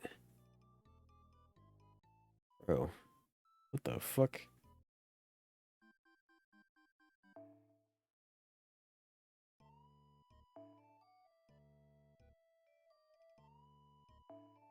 I'm learning more and more about this game.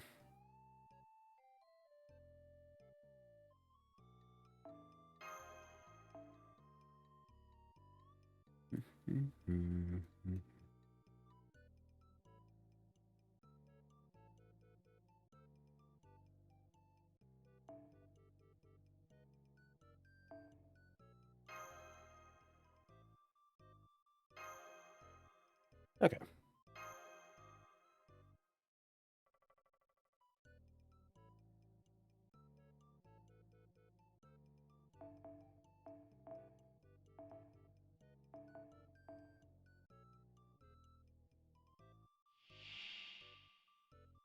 Hmm.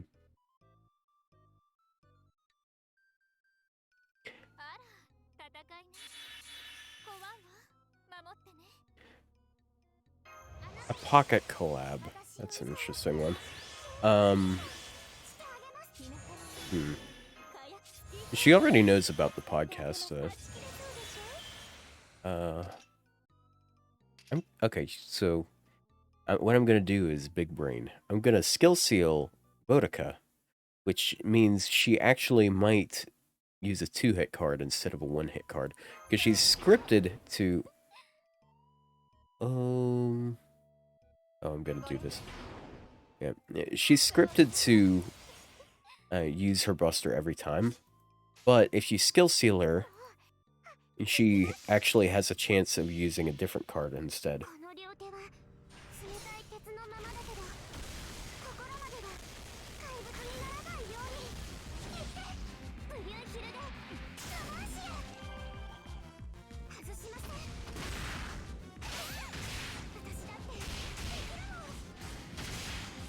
Look at that. Yeah. Hey, dude, look. Yeah, see, she used a 2-hit card. Also, holy shit. Holy shit, dude. She is almost dead.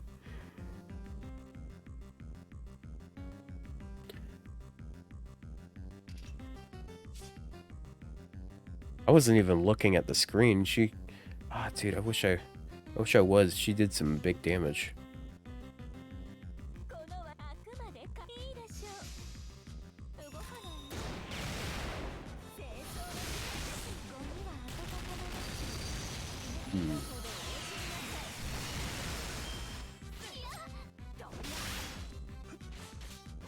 Wow. Apparently Matahari had a taunt that that we couldn't see here. Dude, look. Look, if I had her buff, we'd be fine. But we're not. We don't live in that reality yet.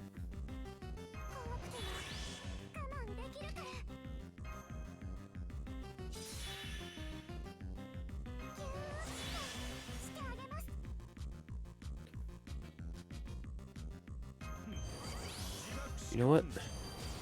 We're gonna do a lot of damage this turn.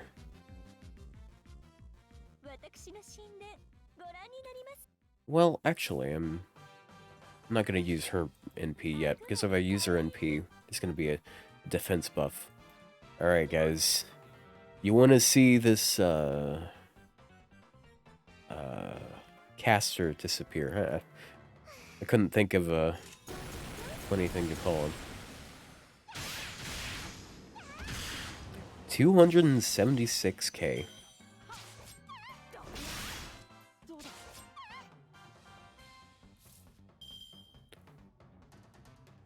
Oh, why did I don't know why I didn't. I should have cooldown reduced on Vitch instead.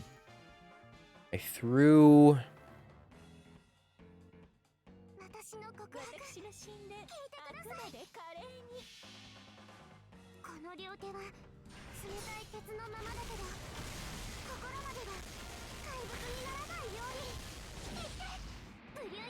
I'm gonna be honest, I think Summer Lip has a pretty high chance now, because like after that interview came out, that was like huge.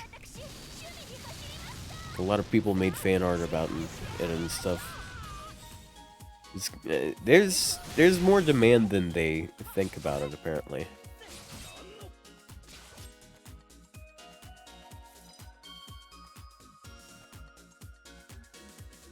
Man, this ignore defense. I could taunt with her if it wasn't there.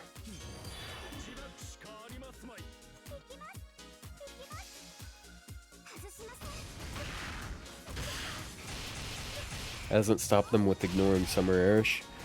So here's the thing. Here's the thing about Summer Servants. So they can't just throw out the top tiers like all at once. I mean, they kind of, I guess they kind of did that with Summer 8, but generally they want to put as many of the heavy hitters as 5 stars as possible.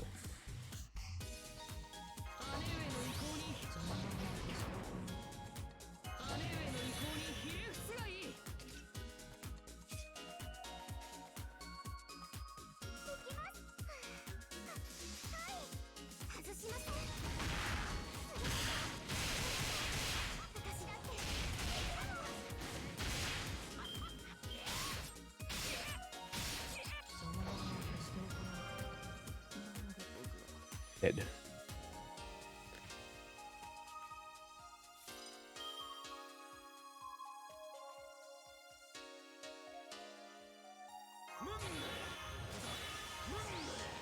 Still gonna wait another turn.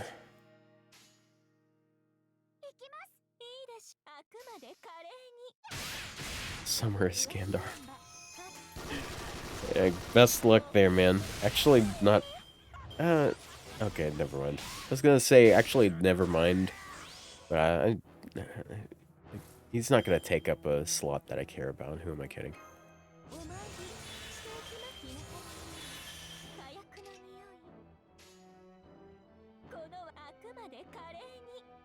I don't think he's gonna survive those 2 Buster cards.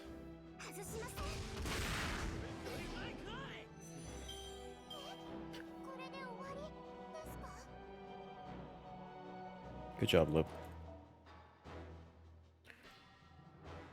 Lip is kinda... I feel like she's kind of like Vargas, except the team support she has isn't the damage cut and charge for the team. It's defending herself while taking aggro. It's pretty interesting gameplay. Shame she's so underrated.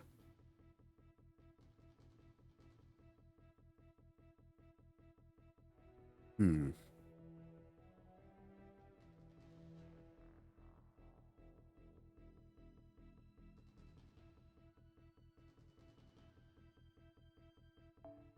You know what?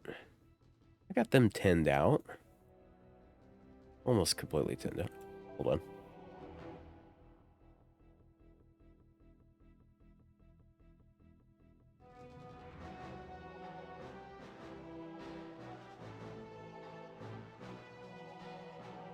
Sorry, apparently they got some food out there. I should definitely go ahead and clear the team in that case. Okay, so this is gonna be the last thing I'm gonna do for the night. Guys, can you believe it? We're almost to Marianning. Okay. Tween. Where are Tween? Oh yeah, by the way, I got these. Only got them in P1, but I got them. I was actually going for melt, but I was not fortunate enough.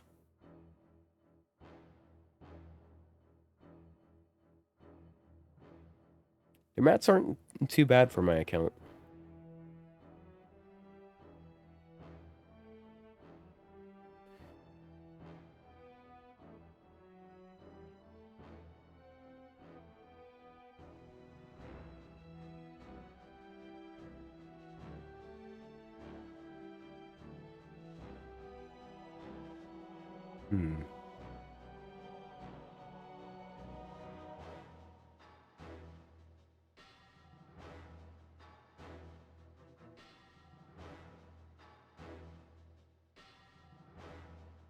Hmm.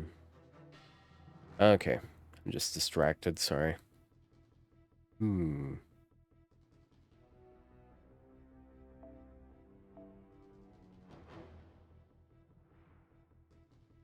can actually go with Boudica.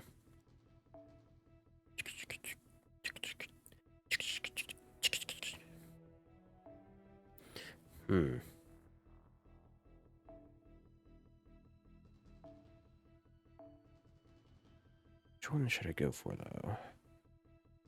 I'll go with that for damage.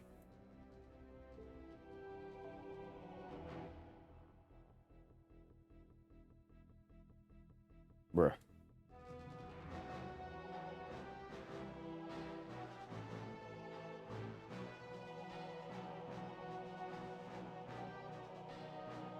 Canis is a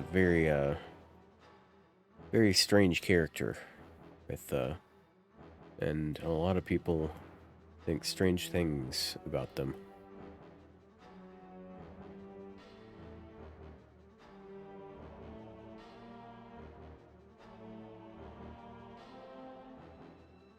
Hmm. Hum hum hum.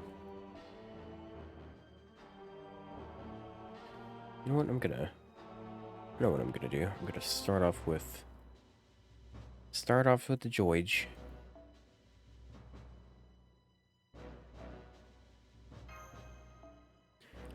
You're gonna do the same thing Vitch did, which is not die, hopefully.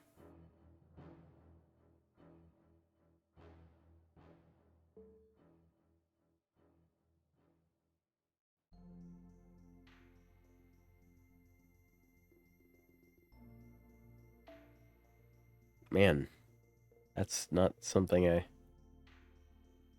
It's not something I expected to read in my chat today. Those tits aren't complicated.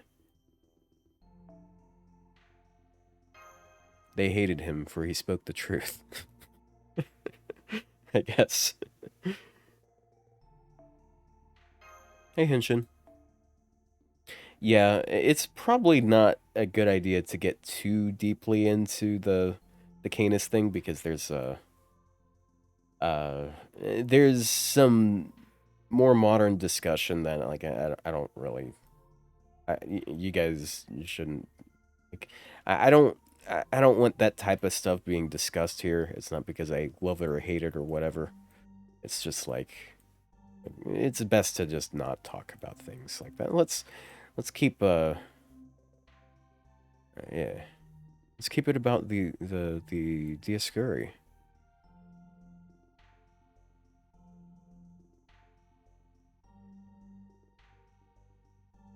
Can I even get in trouble for shit you say? I mean, uh, I'm not sure. I'm not. I think it's a little late for me to. A little too late in the day for me to process that statement, but yeah, I'm just kind of brain tired right now.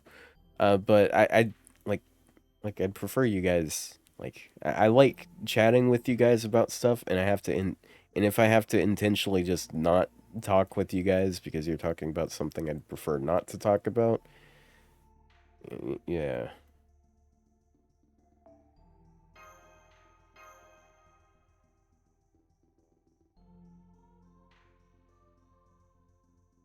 I upload it to YouTube. No, I've seen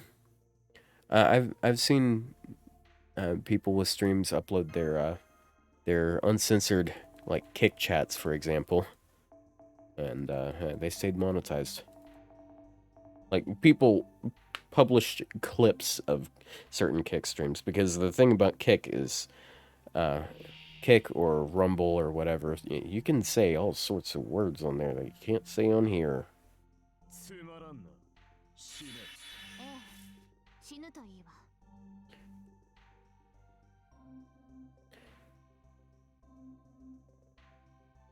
I'm not sure how to feel about this hand.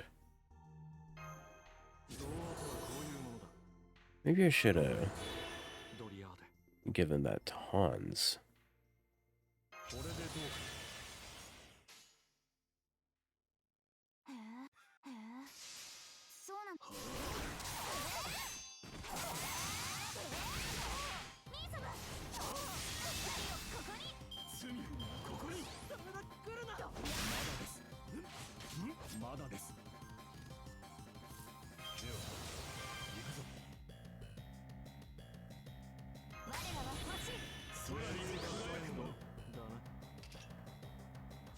I have no cards on this last turn.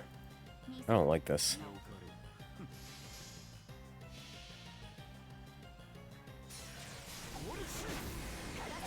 Honestly, the Tring sisters don't really get that gimped to numbers.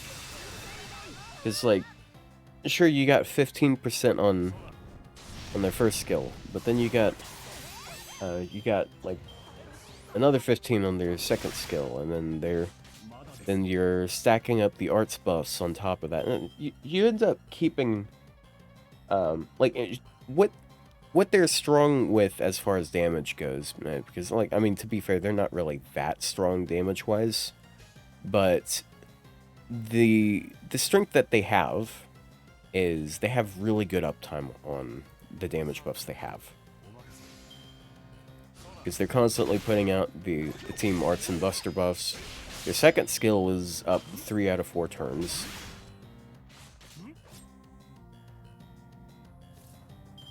Geronimo, you are a weak man.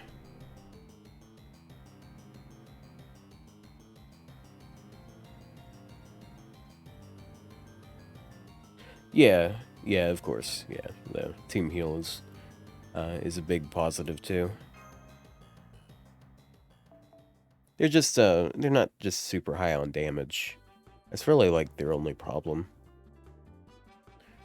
They're a little wonkier than what people want to go with.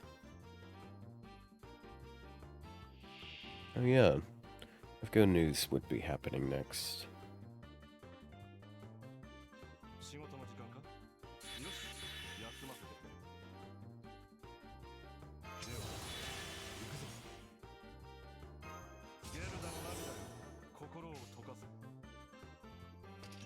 Oop.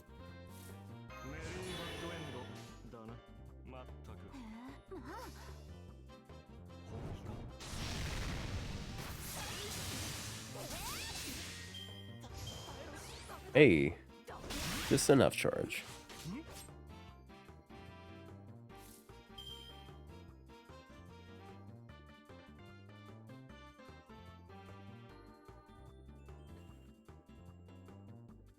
I'm gonna do this. Hopefully they actually kill us this time. I'm not gonna NP this turn though. I just don't feel like it.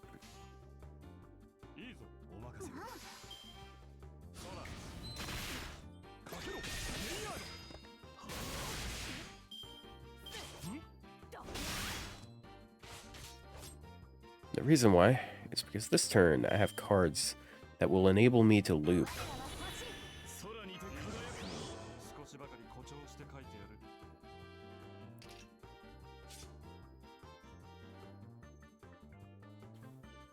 Okay, can they get enough charge? I might have to go with that. Don't like using their evade right now, but I don't think it matters too much. I think we'll be fine.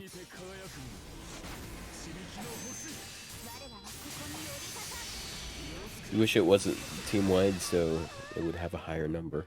I understand. I understand. Okay, we didn't need that skill, because now we have it in P.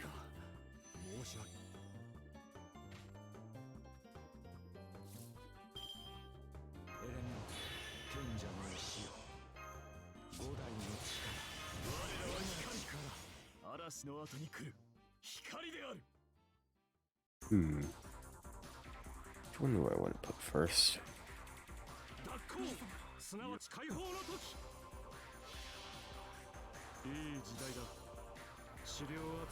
Problem here is we don't have much stars next turn, I think. Nice attack buff. I'm glad they got the attack buff. It's the only thing that really mattered right now anyways.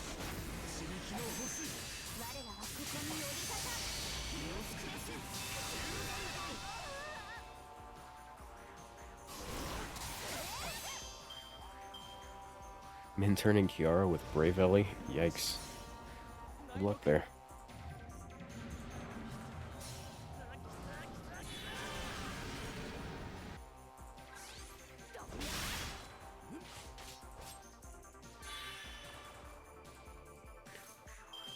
And then they got a quick card.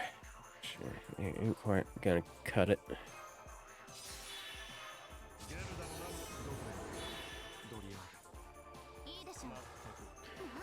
I need to catch up on What's it called?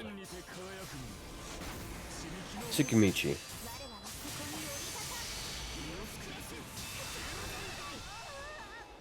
Because a couple more episodes have come out of that since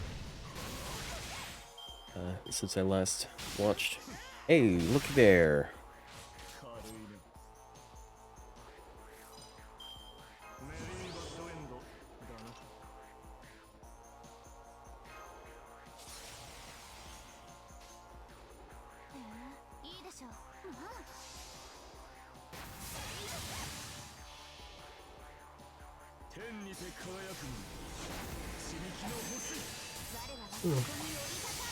Which one, NP2 Percival or NP3 Summer Melt?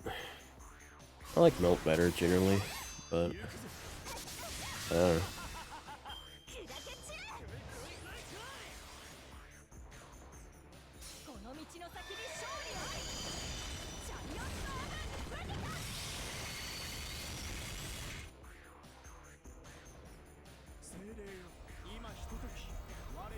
I'm kind of shocked that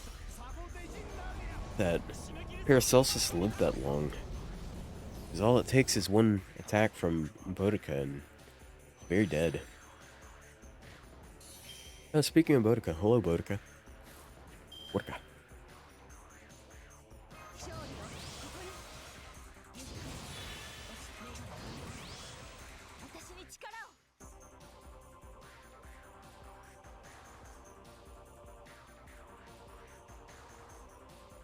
Which one do I want to go with?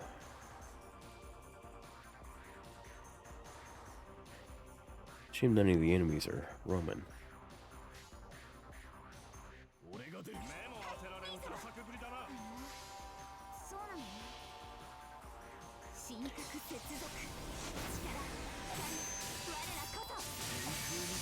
I think Melts is cooler. Which is ironic because Melt implies that something is getting warmer.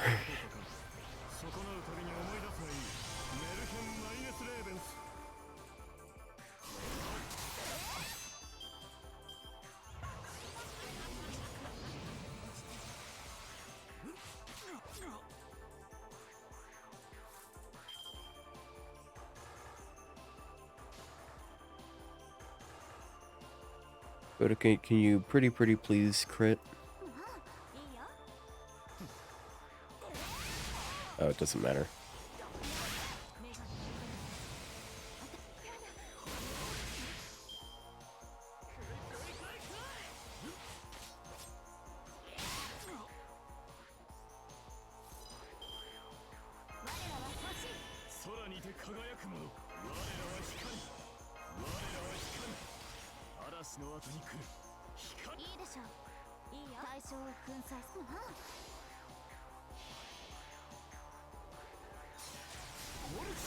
Guys, Boudica joined my side. I'm glad she finally joined the winning side.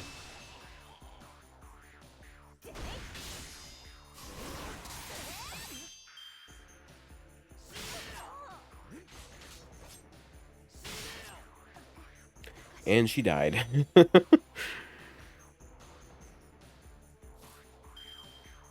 I was like, oh, you know what? That's a good point.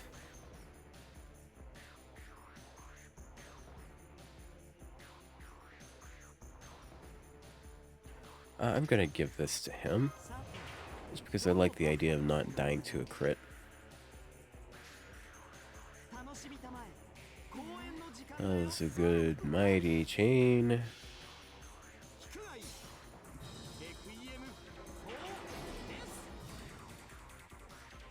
No, I think she did want to be on my side, but I don't think Hyde likes traitors. Woo!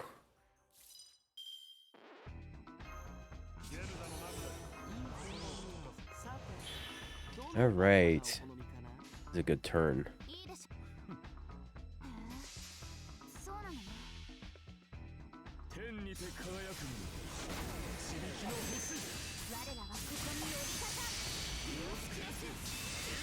And then this is a moment where their debuff immune is actually really good.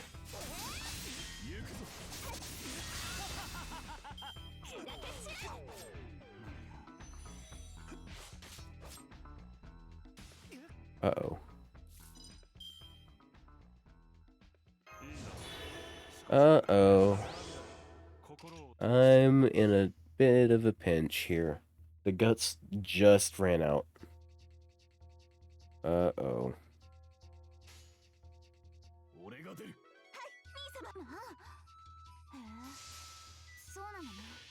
Okay, I have a decent amount of HP, but I think it's a wrap for them.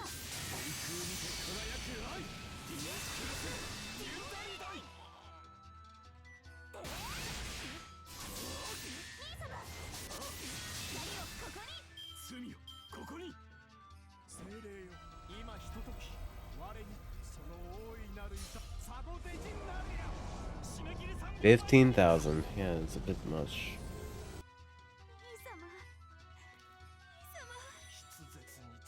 It was close. Yeah, it is unfortunate. Well, there's apparently fresh biscuits out of the oven or something out there. And you know what? I'm down for a little bit of biscuits today. But yeah, thank you all. Thank all of you new viewers who followed today.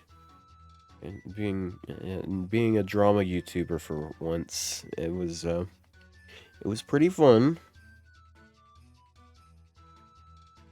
and stuff. We're definitely rating Danny. Because there's not much anyone on FGO.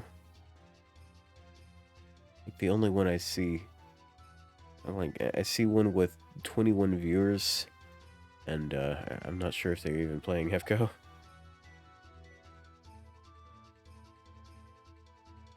Ugh. Raid. Yeah. Well, he's playing Mario Kart over there.